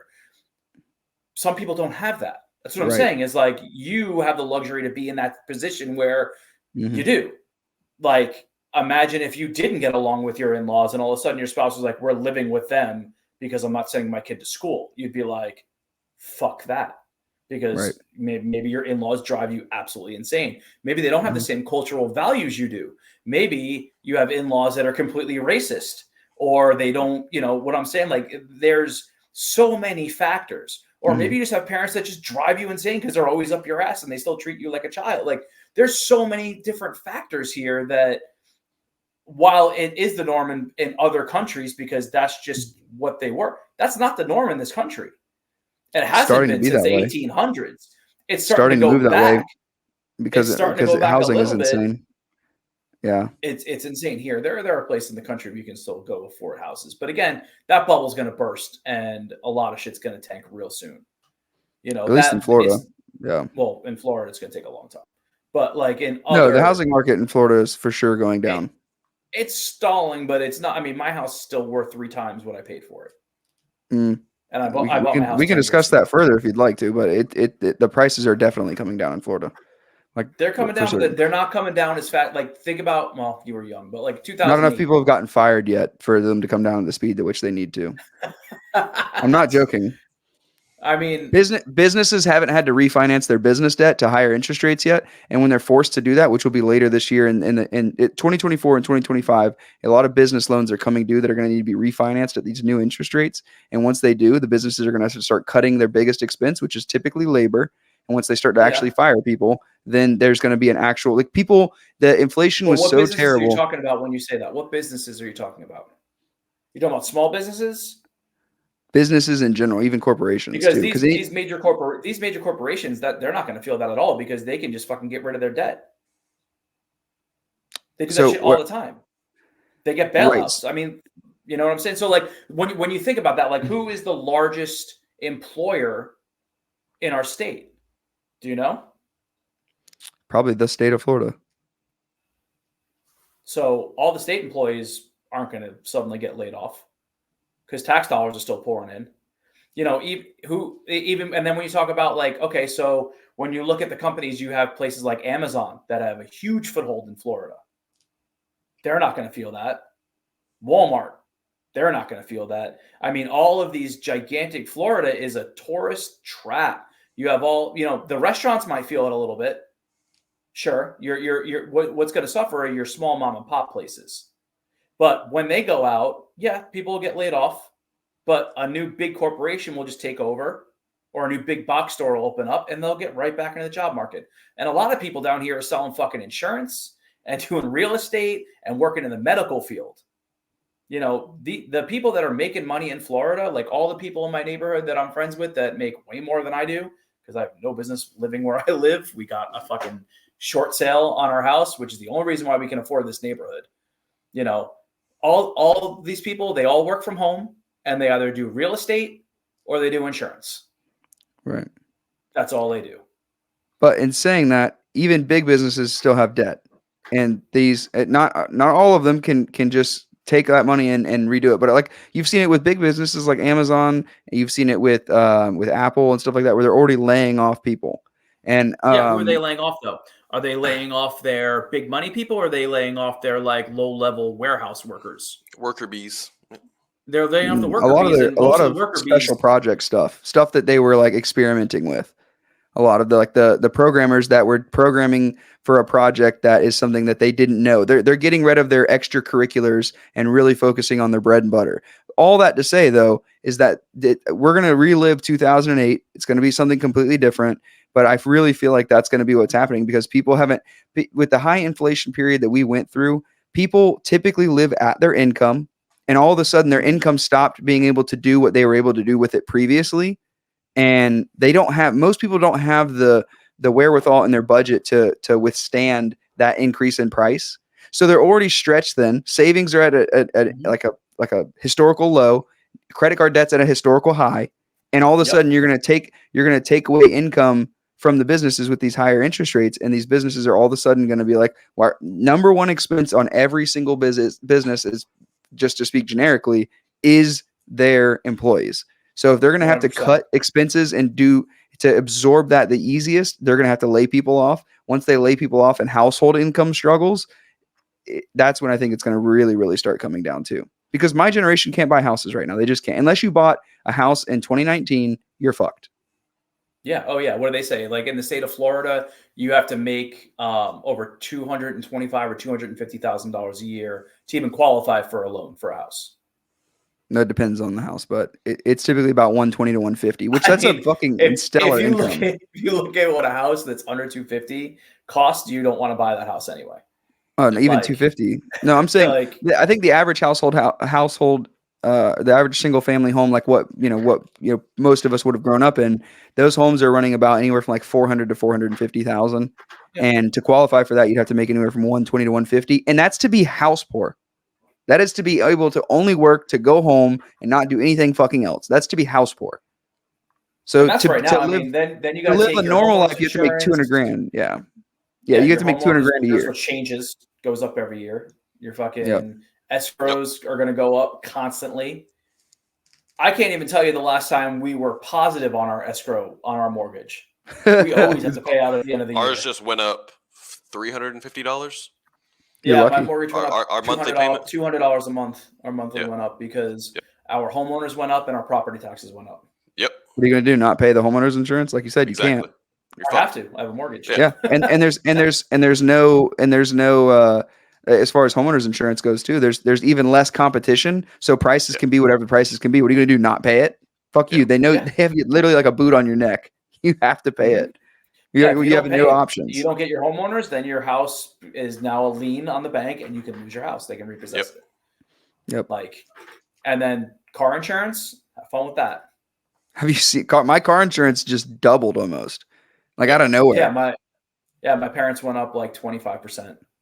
Like they have one car between the two of them. Electric bill went up by 30% or more. It's like every single like line item on your budget, gas, groceries, everything, insurance, everything has gone up except for the wages in relation to it. It's insane. Get that Yeah. 3% raise every year. They're pressure testing this economy, and it's gonna fucking snap.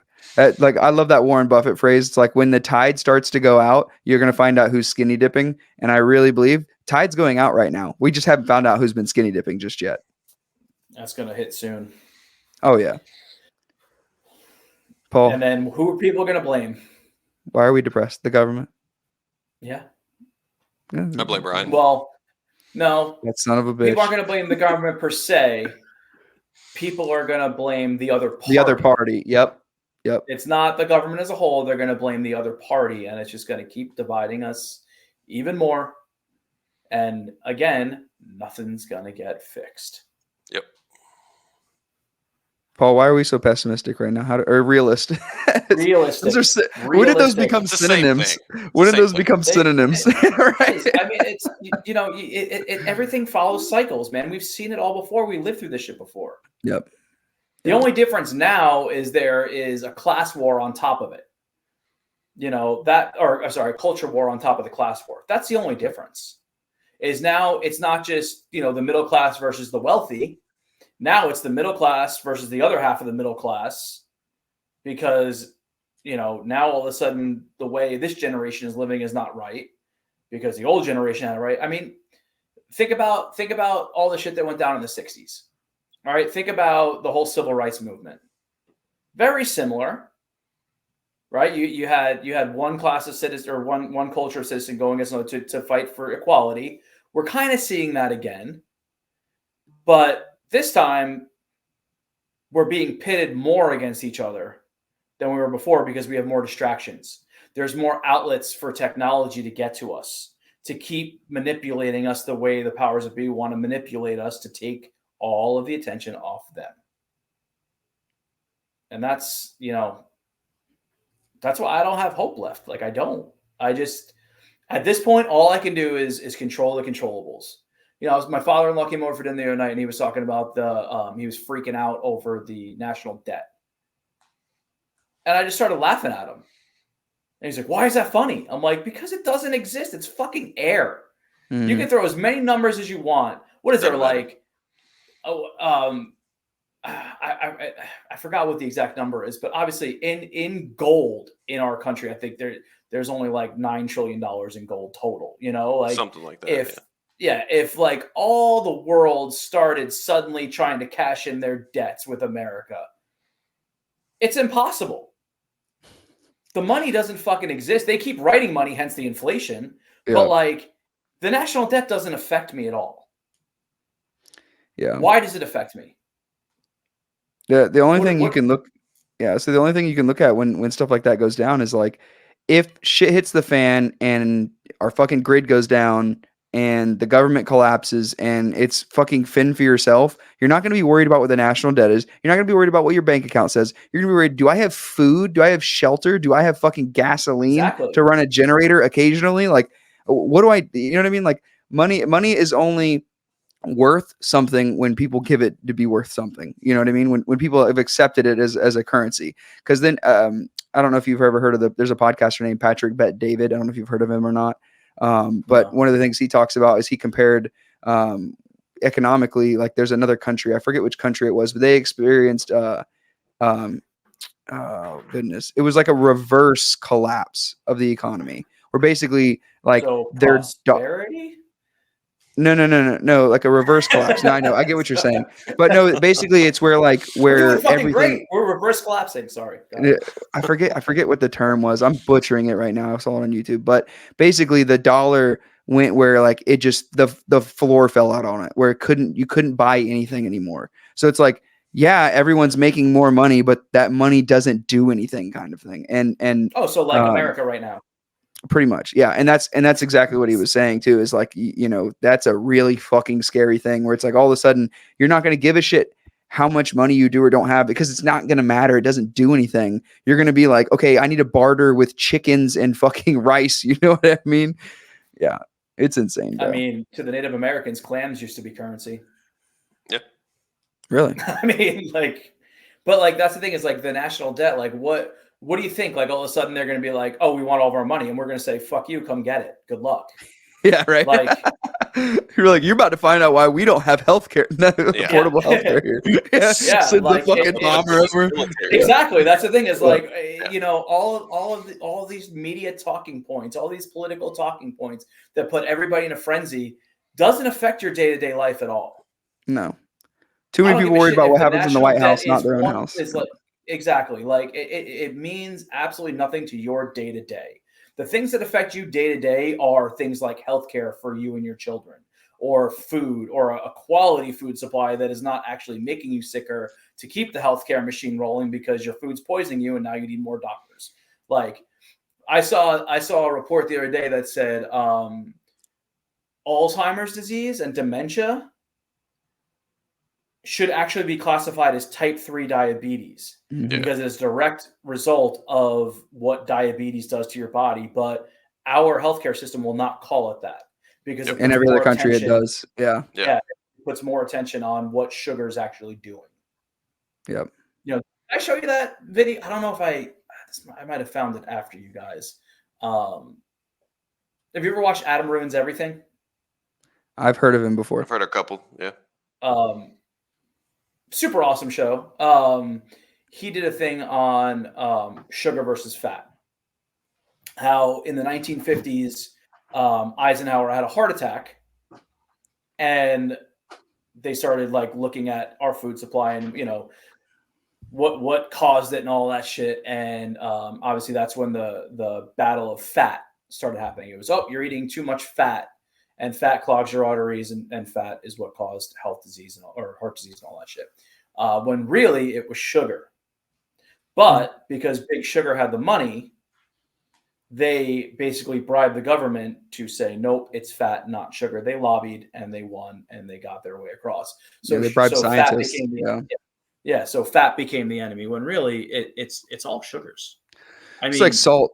Salt was the same way. You know how like I talked to like my grandparents. Like my grandma saw me make my wife makes sourdough bread now, Paul, homemade sourdough. Nice. She made a homemade sourdough bread the other day, and I was like, I toasted a piece, I put butter on it, and then I put seasoning salt because it was unsalted butter, right? So I added a little bit of seasoning salt because it just makes it beautiful. Yeah. And so I put that on there, and she goes, "Why are you using so much salt? Like you're gonna have heart issues." And I was like, I can't. I was like, Grandma, I'm sorry your cardiologist is lying to you and that they haven't read a study outside of 1960 before. But I was like, that one study they did, it was a study that was set up to fail. Like I literally Googled it the other day, and like it's still where you could Google it and they're gonna be like, salt is causes heart issues.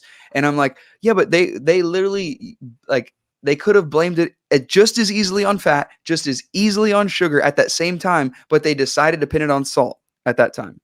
And it was just like these people were eating shit diets. Not that it wasn't one specific thing. They were destroying themselves because they were eating shit diets all the way around in fat, salt, and sugar. So it's a combination of all three of those things. And they were heavily fucking themselves up. It's a diet issue, not a salt show issue. On Netflix. I think that's a name of a show on Netflix that's really fucking awesome, by the way. I think it is Fat, Salt. Oh, yeah, a cooking show. Oh, my God. Yeah. Oh, it's great. Yeah. Fat, salt, sugar. Yeah. Yeah. Whatever. It's awesome. Oh yeah. No. Same thing. Like when I started like cooking for real, and I went to culinary school, and like I would cook for my parents. I mean, when I grew up, I never had a steak that was cooked less than well done. Ever, until I started working at a restaurant, and I ate one that was medium rare, and I'm like, just like the same thing that happened to you, like. Yeah, because my father refused, and he still to this day he won't eat it less than medium well is as low as he'll go, and he keeps trying to, and like he'll argue with me and be like, it's not good for you, and I'm like, what the fuck are you talking? Do you realize that the more you cook a steak, the less good it is, the less nutritional value you have. Like you cook a well done steak, you cooked all the nutrients out of it. Yeah, and like same thing with salt. My parents. My mother is a phenomenal cook. She does not use salt in her cooking at all. I have to salt everything. And I always there's always table salt on our table, and I would always salt the food. And even still, my dad would always get salt. Like, you can't have too much salt. You can't have this, you can't have that. And I'm like, you're wrong, buddy. Like, it was dispelled. Like, it's not 1985 anymore. Like, this shit is like, no. Yeah. Like, you literally, it's like, how do I have a conversation with you right now? It's like, it's like, no, but I respect you. It's almost like you want to just walk up and hug them and be like, "Thank you for caring about me so wrongly." You know, let's stop. It's like I get it. You're coming from a great spot, but it's a very uneducated great spot. Yeah, I mean that's the thing. It's like, okay, so if we were eating so healthy growing up, why was I always overweight? Like, right. Those two things don't. Because you salted your food, Paul. Because you salted your food. You son of a bitch. Red meat, undercooked, and salted my food. Yep. Yeah. It's nuts. Nobody talks about the process. Bullshit. Yeah. The things I used to think was healthy as a kid, like now knowing what I do, I used to think sandwiches were healthy. I used to think that granola bars were healthy. I used to think cereal was healthy. Just those three things in and of themselves. Like you look at those things now, I'm like, those are fucking cheat meals. Like if I ate a sandwich every day for lunch, which is what a lot of people did back then, if I had like a legit sandwich and fucking chips and a granola bar every day, most of the time I'm going to be over fucking weight. Most of the time. But again, that is what is made convenient and available to us. Yep. You know, it's a lot of people don't have the time or the freedoms to buy organic. It's too fucking expensive. Are you kidding me? If you can't hardly bought afford solely regular right now. If you bought solely organic groceries, oh my God, you'd be spending $200-$300 every time you walked into a grocery store. Yeah. You know, and then have the time to cook For it. one person. Yeah. For one person too. Oh, Yeah. Family of 4, that's $800. You better fucking correct your if terminology. I only had to there, worry bud. about myself, it would be a different story, you know. But Yep. like, as of right now, I'm cooking 3 different dinners a night. You know, it's insane once you throw kids into the mix. You know, and what are you gonna do? They have to eat. So it's like, am like after this long ass day, am I really gonna sit here and argue with my 11-year-old that all he wants to do is eat chicken, mashed potatoes, and corn every fucking day? Like, no, like here, just it's easier just to make it in batch and heat it up every day for you. Like, Yeah. And then we have subsidies for corn and soy, and so instead of getting rid of those subsidies from the 1945 or whatever, basically it was World War II when we subsidized those crops, and instead of getting rid of those subsidies, we just are like, oh no, we have so much corn, we need to turn corn into everything. We're going to use it for our gasoline. We're going to use it to sweeten our beverages. We're going to use it. Yeah. Like, I'm surprised there's not like cloth that's made from corn, but there probably fucking is, and I just don't know about it. Probably. Maybe from the husks and shit. Like, who knows? Yeah, maybe that's what like, you know, like spandex is. It's just corn. I don't fucking know. Just corn husks. I don't know. Fuck, I don't know, dude. What would you be surprised if you saw a documentary that came out? You'd be like, fucking makes sense. Fucking makes sense. You know, that's why ethanol is a thing. Yeah, corn. Fucking corn, bro. And it's fucking delicious. Corn cooked properly. What's your favorite? Yeah. What's your favorite corn dish, Paul? From the cusp. Oh, cream corn. Hands cream down. corn. Jeez, Pete, dude, you vanilla corn. white bread guy. I like that elote. Cream corn dude. is I'm biased. Yeah, I mean, elote is great, but no, I love me some cream corn. In fact, our appetizer dish this year had jalapeno cream corn on the bottom. It was great. Okay, so to bring us full circle.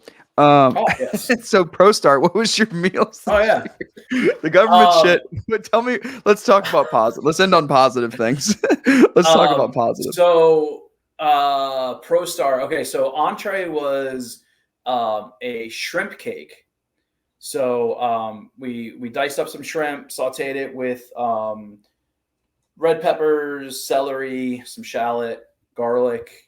Then made a cake out of it, you know, panko breadcrumbs, a little bit of Old Bay, a little bit of cayenne, a little bit of hot sauce. So it did have a little kick to it, but not much. Golden brown, super crispy. We put that over jalapeno cream corn, and we topped it with a microgreen salad that had like a bacon vinaigrette dressing. So yeah, shrimp. Sounds complex. Bacon, jalapenos, corn. It was delicious. Sounds complex, Paul. You should have kept it simple. Still pissed. I'm still salty. I'm still salty about my ProStart year when we made the fucking best dish I think I've ever had, and they were like, "Oh, it's too complex." I'm like, "Last year you told us it was too simple. What do you want from us?" Sorry, still salty. I'll never live that one down. I know. For doing it so long, I know how to play the game. Yeah. I mean, granted, the students come up with the dishes, you know, so it's not like I'm handing them a menu like, here, cook this, but like, when it comes to competing and like how to tweak things, I know what the judges want from being in that tasting room so many times. And when we won, this is another thing I mentioned in 2022, when we won, once you win the competition, the Restaurant and Lodging Association sponsor your team and they train you how to win because they want you to win for Florida. So all those judges, all those chefs that are there, they were coming to Crest and they were showing the kids like, hey, here are your scorecards. Up, you lost points here. Do this. Hey, organize your station like this. Hey, break down like this. Hey, make sure you have a container for this. And they are training the kids how to, you know, so after that happened, I'm like, oh, all right, I know what you guys are looking for now. We're just going to do this every year. And we scored really high. So that helps a lot too. Our entree, we did a pecan crusted red snapper that was served over saffron couscous that we had jalapeno and red peppers in. We did asparagus and blistered tomatoes with it, and a pineapple beurre blanc, which Oh man, it's so good. pineapple beurre blanc. Yeah, That sounds insane. insane. It was insane. I was so With the skeptical, fish? and then With yeah, the I fish was though, that so- sounds so good. I mean, pecans, pineapple, saffron, a little heat from the jalapeno. I mean, you got everything. You got sweet, you got salty, you got spicy, you got nutty. I mean, it just checks all the boxes. Dude, that sounds dope. And then dessert was a rolled chocolate crepe. So you ever see like those crepe cakes now that they make? They're like 23 layers of like crepes with cream, and then they stack them up to make like a cake. Oh, you should Google them. They're freaking cool. That sounds dope. Yeah, no, it's cool. So we were, she's been designing this dish for over a year. It started with like a chocolate cake, and like it just somehow got molded into the. She wanted to do a layered crepe cake thing, and then she saw like when she was trying to figure out like how to plate it, one that was like rolled up, and when you cut it, it looked like a Swiss roll. So she did the chocolate crepe. And she did an orange cardamom mascarpone cheese with with walnuts in it. Rolled it up, cut it, so you got that Swiss roll appearance. Then she made this vanilla bean orange sauce that was really good, paired with a raspberry coulis. So she paints the plate with like the orange and the raspberry, and then we took orange slices and bruleed them with sugar, so they have like that little crisp edge. Awesome. And then the pop of the juice when you eat them, it's great. And she did some fresh raspberries and then candied walnuts on the bottom. So okay, so in saying all of that, in all the years you've done Pro Start, because separate of the judges and the actual competition itself, what was your specific favorite like entree, appetizer, dessert, or do you have one specifically, or they've just been all insane? I'm gonna say this is my favorite appetizer. My favorite dessert will probably forever be Emily's pomegranate poached pear. Entree is tough. I really liked your entree. The pork one or the duck? The pork. No, the pork. The pork. Pork was insane. For sure. I'm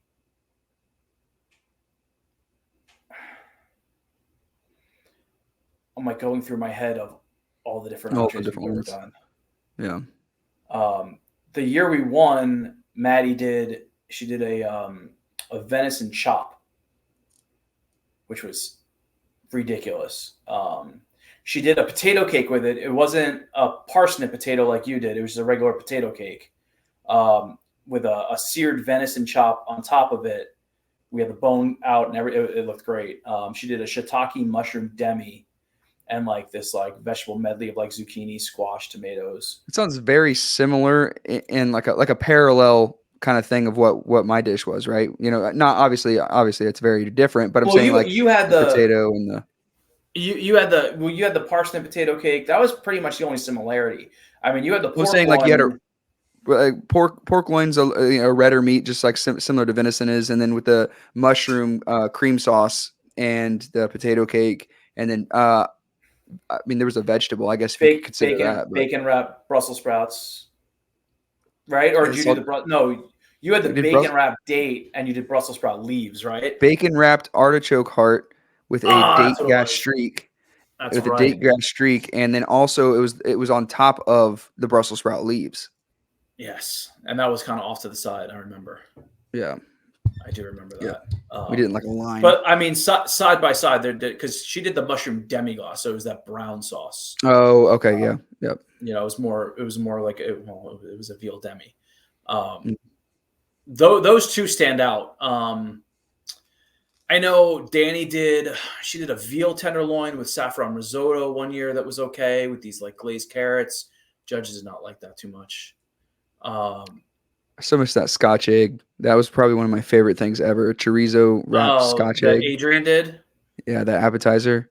Oh, yeah, that was so good. That was pretty good. What was that? What was underneath it? It was the Scotch egg and had was it like a gumbo underneath it? Like a vegetable Yeah, gumbo it was. or anything? It was no, it was a corn makshu. Or I think we called it a corn gumbo, maybe. I don't. No, I think That was makshu. good. I think switch used. Yeah, no, I think it was a corn. Yeah, they called it a corn gumbo. That's what it was. But yeah, it was a makshu. Fucking so Yeah, good. that was a good one. But I also haven't had but those 2 years, right? The 2 years that I competed in, 2015, 2014. So I haven't had all these other dishes, and that's why I wanted to ask you, like, because there's what the judges say wins, and then there's like what is actually fucking good. You know what I mean? And that's why I wanted your opinion on what was the one where you're like, this should have won. Looking back on it, I mean, I think we should have won last year.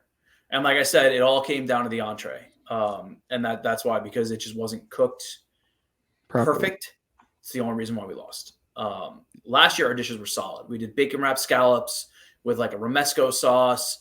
They took a plantain and like mandolined it long and then fried it so it was crispy and it like stood up. That dish was great. They loved that dish. I told you what the entree was. That was really good. And our dessert, we did a saffron poached pear. So the pear was like bright yellow. We did a spiced mascarpone and a raspberry sauce underneath. That was really good. But little things. It all comes down to the tasting room, and right.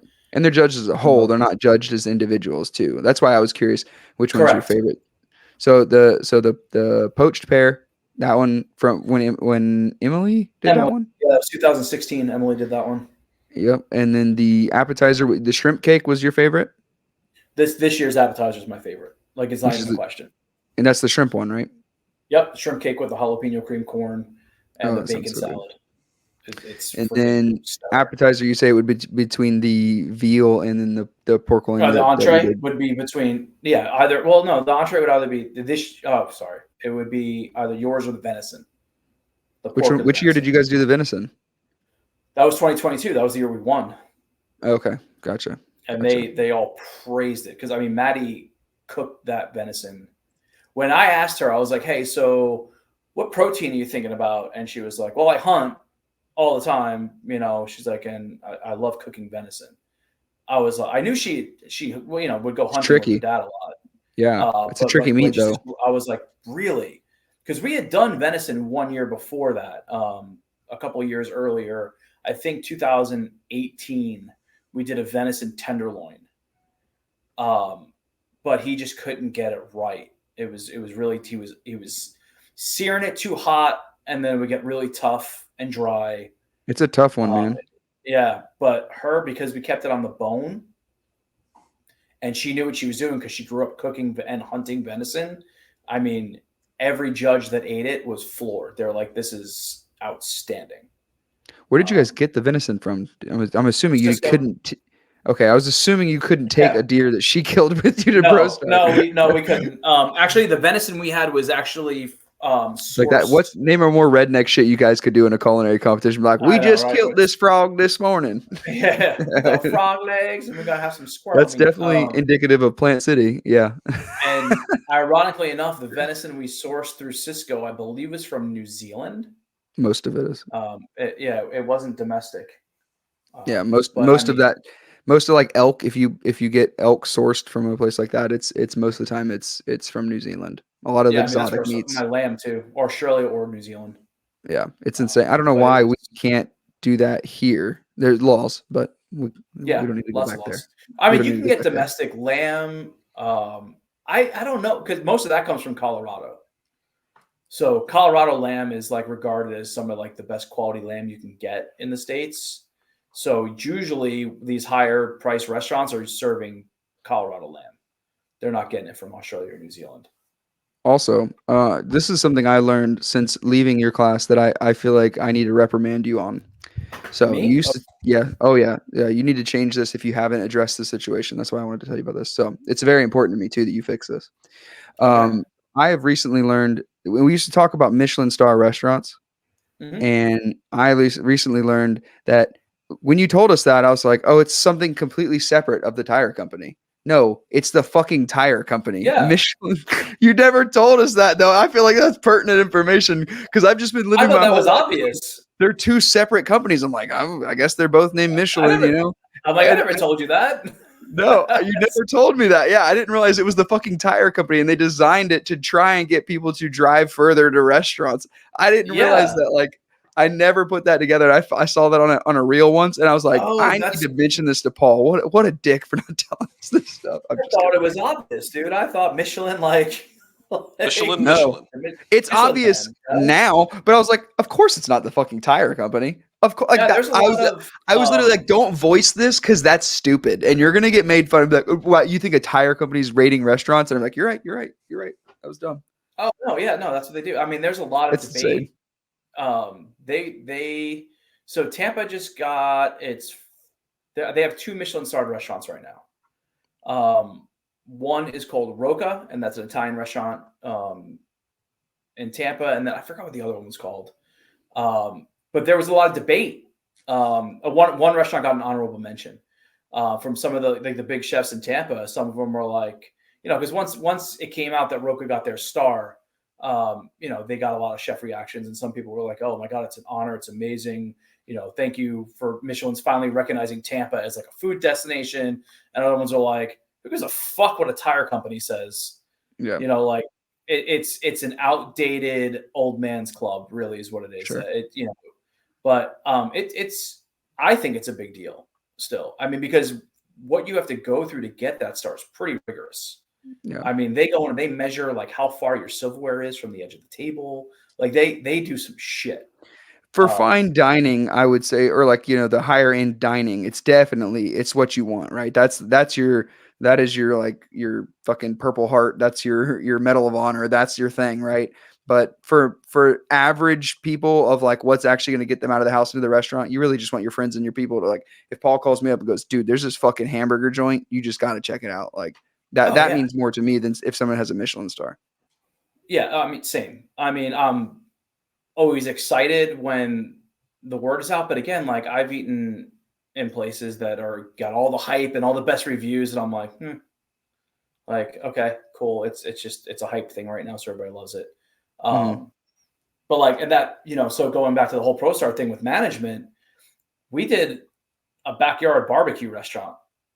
Like and all the girls, I had an all female team and they fucking crushed it. I mean, when I told you culinary was within 2 points for the top 3 teams, nobody was close to these girls. They won by over 8 points, which is a huge lead. Usually it's close. They smoked everybody to the point where, so I know you never did. Oh no, we did management your year. Remember how they had like the side room where we all sat, but it was just like us and the judges. They had to do that PowerPoint presentation, all that. It's a little different now. You don't remember any of it? Not really. I was so hyper focused on what we were doing in the culinary side. Yeah, I forgot you did have a little bit of pressure on you. They have the suite rooms upstairs, which are like little office rooms, right? And usually you can go watch, other teams compete and all that shit. And usually you'll get like, the rest of the people from your school watching the team go, and maybe like 5 or 6 other people, This year, there were 60 people in their room. Every chair was filled, and there were people standing against the back wall, and everybody was filming them because their presentation style was so amazing that other schools started copying them. One school literally sat in the front row, recorded them, ended up going the next day and did their intro, did their little quirky side comments, like, because they play off each other. So like one girl would be presenting like, let's say they're doing like, I don't know, talk about their menu, right? So they're going through the menu stuff, but we split the menu into different people to do the different categories. So they'd be like, so blah, blah, blah, blah, blah. And, the next girl would go, okay, and piggybacking off what she said, and then they go, they have their little ways of introducing. They copied everything verbatim, and this team got 4th place. And the girls were so pissed because, I mean, you can do stuff like that, but I have never seen this many people in one room. But when we were looking, because instead of doing the billboards like they used to have to do, we do posters. And when you're done presenting, your posters go downstairs on the main ballroom floor so everybody can look to see what, and most of the restaurants were fine dining. So the girls were getting nervous. They're like, we didn't do a fine dining restaurant. I was like, you don't have to. You're like, but everybody here did fine dining. I'm like, yeah, you know how it goes when you start looking at what other people do and you get in your head. Mhm. I'm like, you don't worry about it. It's fine. Like, you think, yeah, but everybody's doing fine dining, this, that. I'm like, listen, you guys are doing a backyard barbecue, which is fun. You got, you did your presentation. The judges loved it. But like, think about it. How often are you going to a fine dining restaurant? And they're like, Very rarely. like, yeah, like maybe once a year. Exactly. So how successful is your model going to be? In a think in about a it room like full that. of other successful or like other people who are saying the same to do the same restaurant, you're not going to be very successful. You're flooding not. the market I mean, right if there. everybody's doing fine dining, like you're not. Mhm. You're doing a backyard barbecue that doesn't even have an indoor seating. Like they had a covered patio because they literally had picnic tables and a stage. Like when they did this, like, so you've seen the movie Chef? Have you seen the movie Chef? What the fuck? Are you serious? John 100% Favreau? I gotta go. Like, just stop. Dude, I need to see it. I want to see it. as soon as we are done, you have to watch that movie. Is it on Like what streaming service is it on? So This it is one you was told me on- about a long fucking time ago. Fucking A right. I always talk about this movie. It was on Netflix. I think it might be on Prime Video now. I'm looking right now. I own it. It's so that it doesn't important, Paul. help you. Yeah, It is. Colton is the modern day you in my life. He constantly goes, "You haven't seen that movie? Are you fucking serious?" All the time. I get with every movie. Colton's seen every movie. I've seen none. Okay, where to watch? It's on Hulu. It's on Amazon Prime if you have a subscription there, or if you have a subscription to Stars or I have YouTube none of TV. those. I have none of those. You don't have Hulu? No. Do you stream any? You have cable? Mm-mm. What do you watch? He doesn't. I don't. He doesn't. What? Yeah. You don't watch TV at all? Like you don't watch movies? We watched Oppenheimer Friday, and that's probably the first movie I've watched in. What? I don't know. My wife put it on. I really don't know. I think it's. Do you like Redbox movies? And do you like still rent stuff when you want to watch it? No. What's this? Is it the NBC one, the one that has The Office on it? She did a trial. Peacock, yeah. So we have The Office on box set. We borrowed it from a friend. We've been watching that. The Office is great. Or we did have Netflix. We recently got rid of Netflix. But I'll be honest, there's maybe one day a week that we can even attempt to watch TV. Okay. And past that, we don't. I mean, and even then, we like there's shows that like have you seen Peaky Blinders? Yes, that is on Netflix. What is that on? Is it on Netflix? Okay. Yeah, but so like we started watching Peaky Blinders, absolutely loved it, never finished it. Like we're just not good at watching TV. I'm not good at watching TV. I fall asleep after like 20 minutes. I can't do it. And in saying that, Colton and I will watch UFC fights. Like last night, I stayed up till fucking 3 a.m. watching UFC fights. I love that shit. Since I started doing jiu-jitsu. I mean, even before then, I've always liked it too. But we just stay so busy that it's very hard for us to actually take time to sit down and watch TV. And we also really don't have a desire to do it all that often because I'm one of those people like I like how special it feels to sit down and watch TV when you don't do it all the time. You know what I mean? Yeah, like I like we want to do like a Friday night pizza night thing where we basically just like have like even a fucking frozen pizza and just sit down and like watch a movie or a couple episodes of a TV show. But like we wait an entire week to do that. We're not one of those like couples that every night we watch TV because then it's just like monotonous. And to us, it doesn't have that I guess newness to it every week that it gets doing it this way. So there's weird. 2 things I'm going to tell you need to watch immediately. Chef and Chef is one. That's easy because that's just like it's not even a long movie. I don't even think it's like 2 hours. I think it's less than that. You know who Jon Favreau is, right? If I saw a picture, probably. Okay. Did you see? Have you watched like the Marvel movies? No. You've never seen Iron Man? I've seen Iron Man. Okay. Do you know? So you know who Robert Downey Jr. is then? Yeah. Okay. So his chauffeur, Happy, is Jon Favreau. He was also he did a couple like a stint on Colton, Friends. this is He the did time. Pull it up, Cole. Swingers.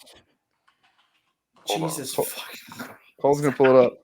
I was gonna Google it on my phone, but he's got it, there, so that anyone who's watching the podcast can see it. There he is. He's the guy in the booth. There you go. Okay. Yes, I have seen that movie. Then yes, I started to watch that movie when you told me about it back in high school. I do remember that because he's like one of the main characters in that movie. He is the main character of the movie. Yeah, but there's other people in that movie too, right? Yes. Yeah, John Leguizamo's in it. Scarlett Johansson is in it. Sofia Vergara is in it. Robert Downey Jr. is in it. I did not finish it, but I did remember starting to see that movie. I have not finished it because it was on Netflix when I watched it. It was on Netflix for a very long time. Yeah, it was. It is probably one of my all-time favorite movies. It is just amazing. So getting back to this, there is a scene in that movie where they are in Austin, Texas. Now, it's one of those things where it pulls in real life stuff too. So there is a barbecue place in Austin, Texas. I forgot the guy's name, but he is known nationally for having like one of the best briskets ever. So the way his restaurant is, it is literally a shack with just a counter, and all of the seating is like kind of in the lot next door that just has like all of these picnic tables with like this like covered gazebo area, and then there's a stage, and they had like a band playing, and that's kind of what they modeled their restaurant out of. And it's right like in downtown Austin. So they did this backyard barbecue, loosely modeled after that place, and they just fucking killed it. It was great. We made all the food. All the food was awesome. What's the other movie I need to watch? Because you said there was two. It's not a movie. It is a show, a series. So it is only on Apple TV, but you can get a free trial. Okay. It's only 3 seasons, so it's not a lot that you have to watch, but it is probably the greatest TV show ever created by man. And it is called Ted Lasso. What's it about?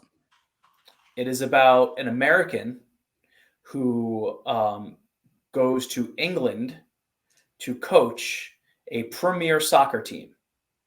Now, I don't know if you know much about football per se, but a premier soccer team in England would be like coaching like an NFL team here.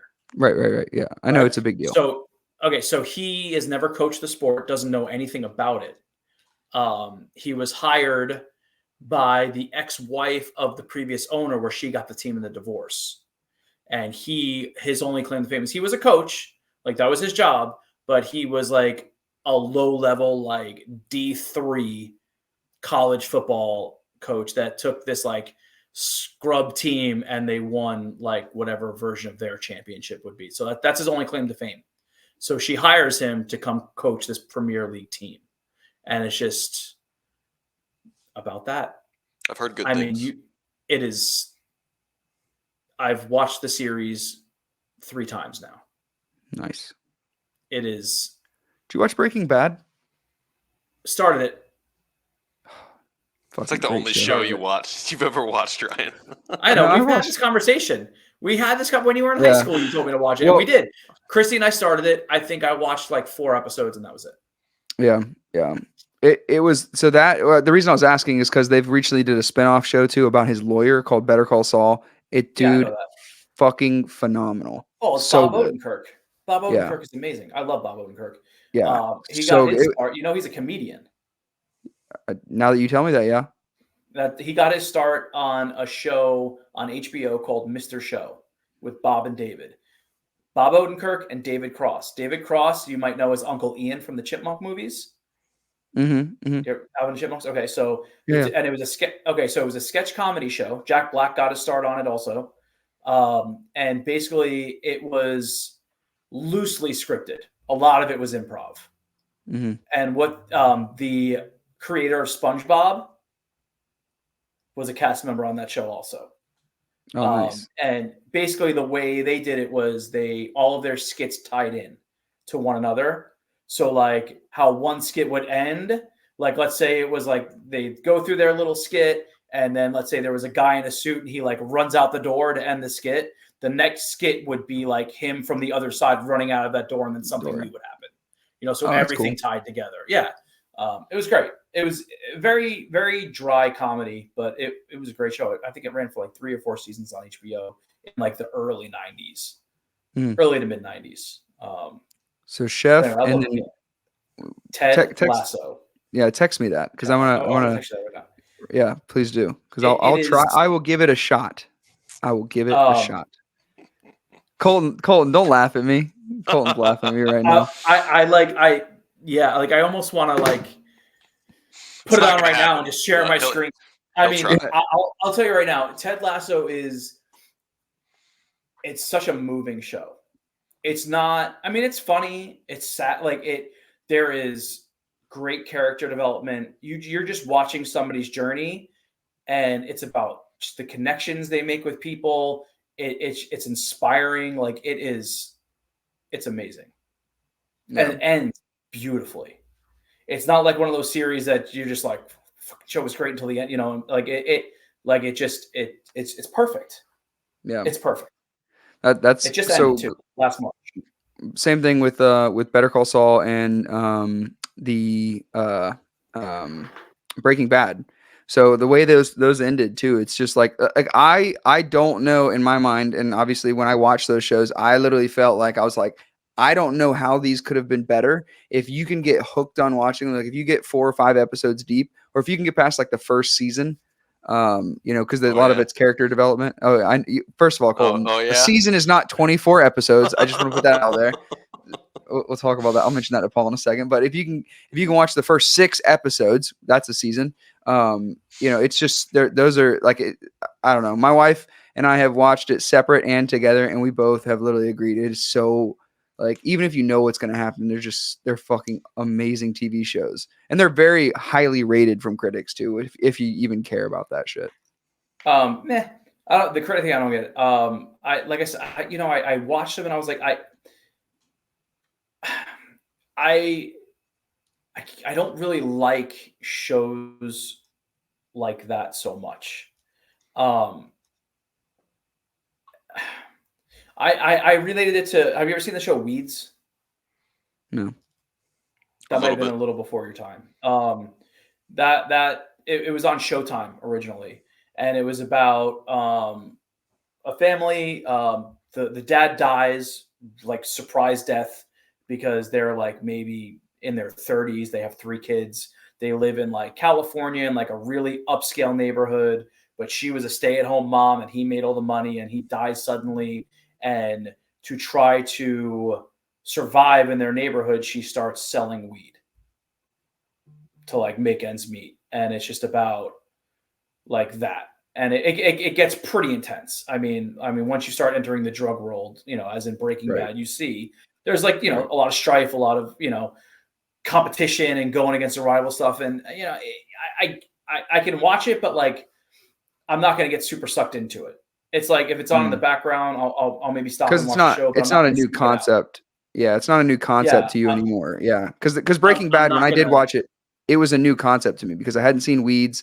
Like Ozark. Ozark's a little like that for me. Like I got like a season or 2 seasons into Ozark, and I was like, this is really good, but I've seen Breaking Bad, which is very similar as far as like, this one's from a different angle, but. Yeah, so it's like once you've seen one, you've seen them all kind of thing. So I get that. I get that perspective. That's why because I was really late to the Ted Lasso game, and I had watched because it like I said, it ended last May or something like that, before the beginning of last summer. So like, it was already over, but everybody I knew kept posting about it on social media like the whole time it was going on. And it was one of those things where, like, to spite myself, I was almost like, "Oh my god, everybody loves this. Fuck that! I'm not even going to watch it." You get in that stupid mindset. Yeah, your generation's thing. The goth. The punk rock. You're the punk rock generation. Yeah. I'm learning not to be, because it is incredibly an ignorant way to think, but. But you still do it, Paul. Don't do that. I'm just messing. Listen, I am working on myself very hard. Okay, I'm trying to break the cycle. So, it was over the summer. I was like, really bored, and I had some free time, so I was like, you know what? Let's see what the whole craze is about. And I even think it might even been Christy's idea to like watch the first episode or whatever. And it was about soccer, and Julian plays soccer, so we figured the three of us can watch it as like a family thing. And obviously with a toddler, you don't get a lot of free time to do it. So, we watched the first episode and I was hooked. I was like, this show is incredible. So I kept going. Like, after everybody would go to bed at night, I'd like, sit up with my iPad and just my headphones on and just watch it. And I blew through the whole thing in like less than a week. I think there's a total of like 36 or 38 episodes. So it's not a lot. I think it's like 12 episodes a season. I think that's the perfect amount too, because that's just enough to where it's like not a movie, but like gives you enough to where it's it's not too overwhelming of a TV show like somebody who gave me 24, which is like an insane amount of episodes. Yeah, that's like cable. You look at the cable sitcoms like The Office, or I love Parks and Rec. And you watch it, like you see a season's like 24, 28, 36 episodes, and to get through 7 seasons, you're wasting a year of time just watching that one show. But this, I think the episodes are only like 45 minutes long. And they just, you don't want to stop. Like you just start watching it and you're just like, you just want to keep going.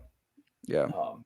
It just makes you feel good. It's like one of those feel good, but not cheesy. Like it deals with real shit, but it's just, you always finish an episode and you're like, I want to see more. And like it's relatable. It's the what the characters go through. Like you feel it. It's so well done. Yeah. Colton's a big fan of 24. I think that's the best show. I do enjoy 24. And I believe him. I just haven't dedicated. I can't. It's not that I can't. I have chosen to not dedicate the time to it. And I'll be completely honest. Like, so when I had my tonsils removed, I was at home for 2 weeks straight, just fucking chilling. And I tried to watch. It was when I had my tonsils. No, I had COVID. That was when I tried to watch COVID. it. Yeah. I had COVID. Yeah. It was 2 weeks or no. Wait, what not show? even 24 with Kiefer Sutherland? Yeah. What are you talking? Yeah. Yeah. Okay. I remember that show. Yeah. I remember the being first season was advertised. great. Oh, I couldn't. The first season was great. The first is the worst. Yeah, the first season, from what Colton said, is the worst. And I couldn't stopped choke down after the first season. Yeah, I was trying to choke down the first season to get through it. And it's 24 episodes, and each one's like, 45 minutes, right? Yeah. Yeah. TV Well, would have been an time, hour. an hour. Yeah. So 45, Yeah. 50 minutes. So, Yeah. with commercial breaks would be an hour. And dude, it was just, I literally was like, I think I was on like episode 18, and I was literally like, it was like this lady, like, the car drove off the cliff or whatever and exploded immediately after going off the cliff, which was just incredibly realistic. Yeah. Dude, and I believe it was Colton. 90s cable TV. Come on. You got to give it a little credit. Right. And Colton said it was incredibly low budget for the first season, and that it was much better after that. Budget. Yes. But it is and you can, Colton could admit to this too. It is a hella time commitment to watch that TV show. It is. Hella time commitment. And I just, It's worth as it, somebody you guys now know, I mean, Colton's known this for a while, but Paul, like, I don't watch much TV. Like, I am very, like, it's got to be, like, I really don't have many movie references to make as far as, like, because I really don't watch much TV. And so, a blessing and a curse, but that's just not what we do. Ted Lasso. I want to watch it. You texted it to me. I really hope you do. I really want to. Like, I really want to watch Chef. About it, that's watched it. Like, Chef is great. Yeah, I want to watch that with my wife. I watched Ted Lasso that had never seen it. Like, even my mother watched it in like 3 days, and she was like, "Oh my god, this show's amazing." I'm like, I know.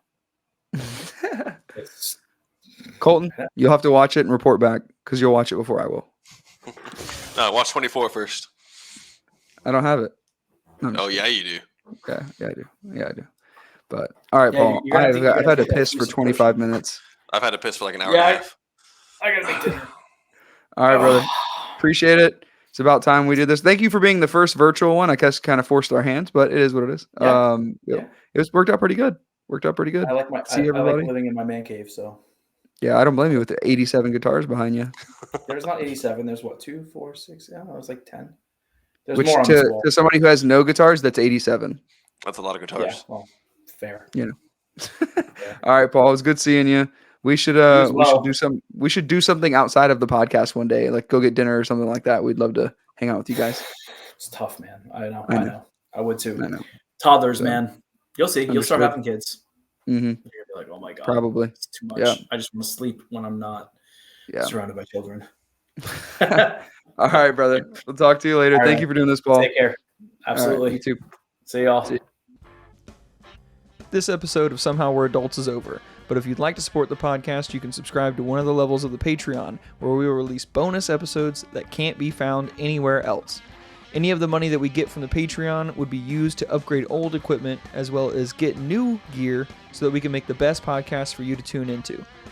You can also follow the podcast Instagram at Somehow We're Adults, where I share clips and content about the podcast, and the link in the bio will take you to any of the Somehow We're Adults pages. I encourage you to check out another one of the episodes if this is your first time listening, and if you're a repeat listener, thank you for your support. I love making the podcast, and I hope you tune in for future episodes of Somehow We're Adults.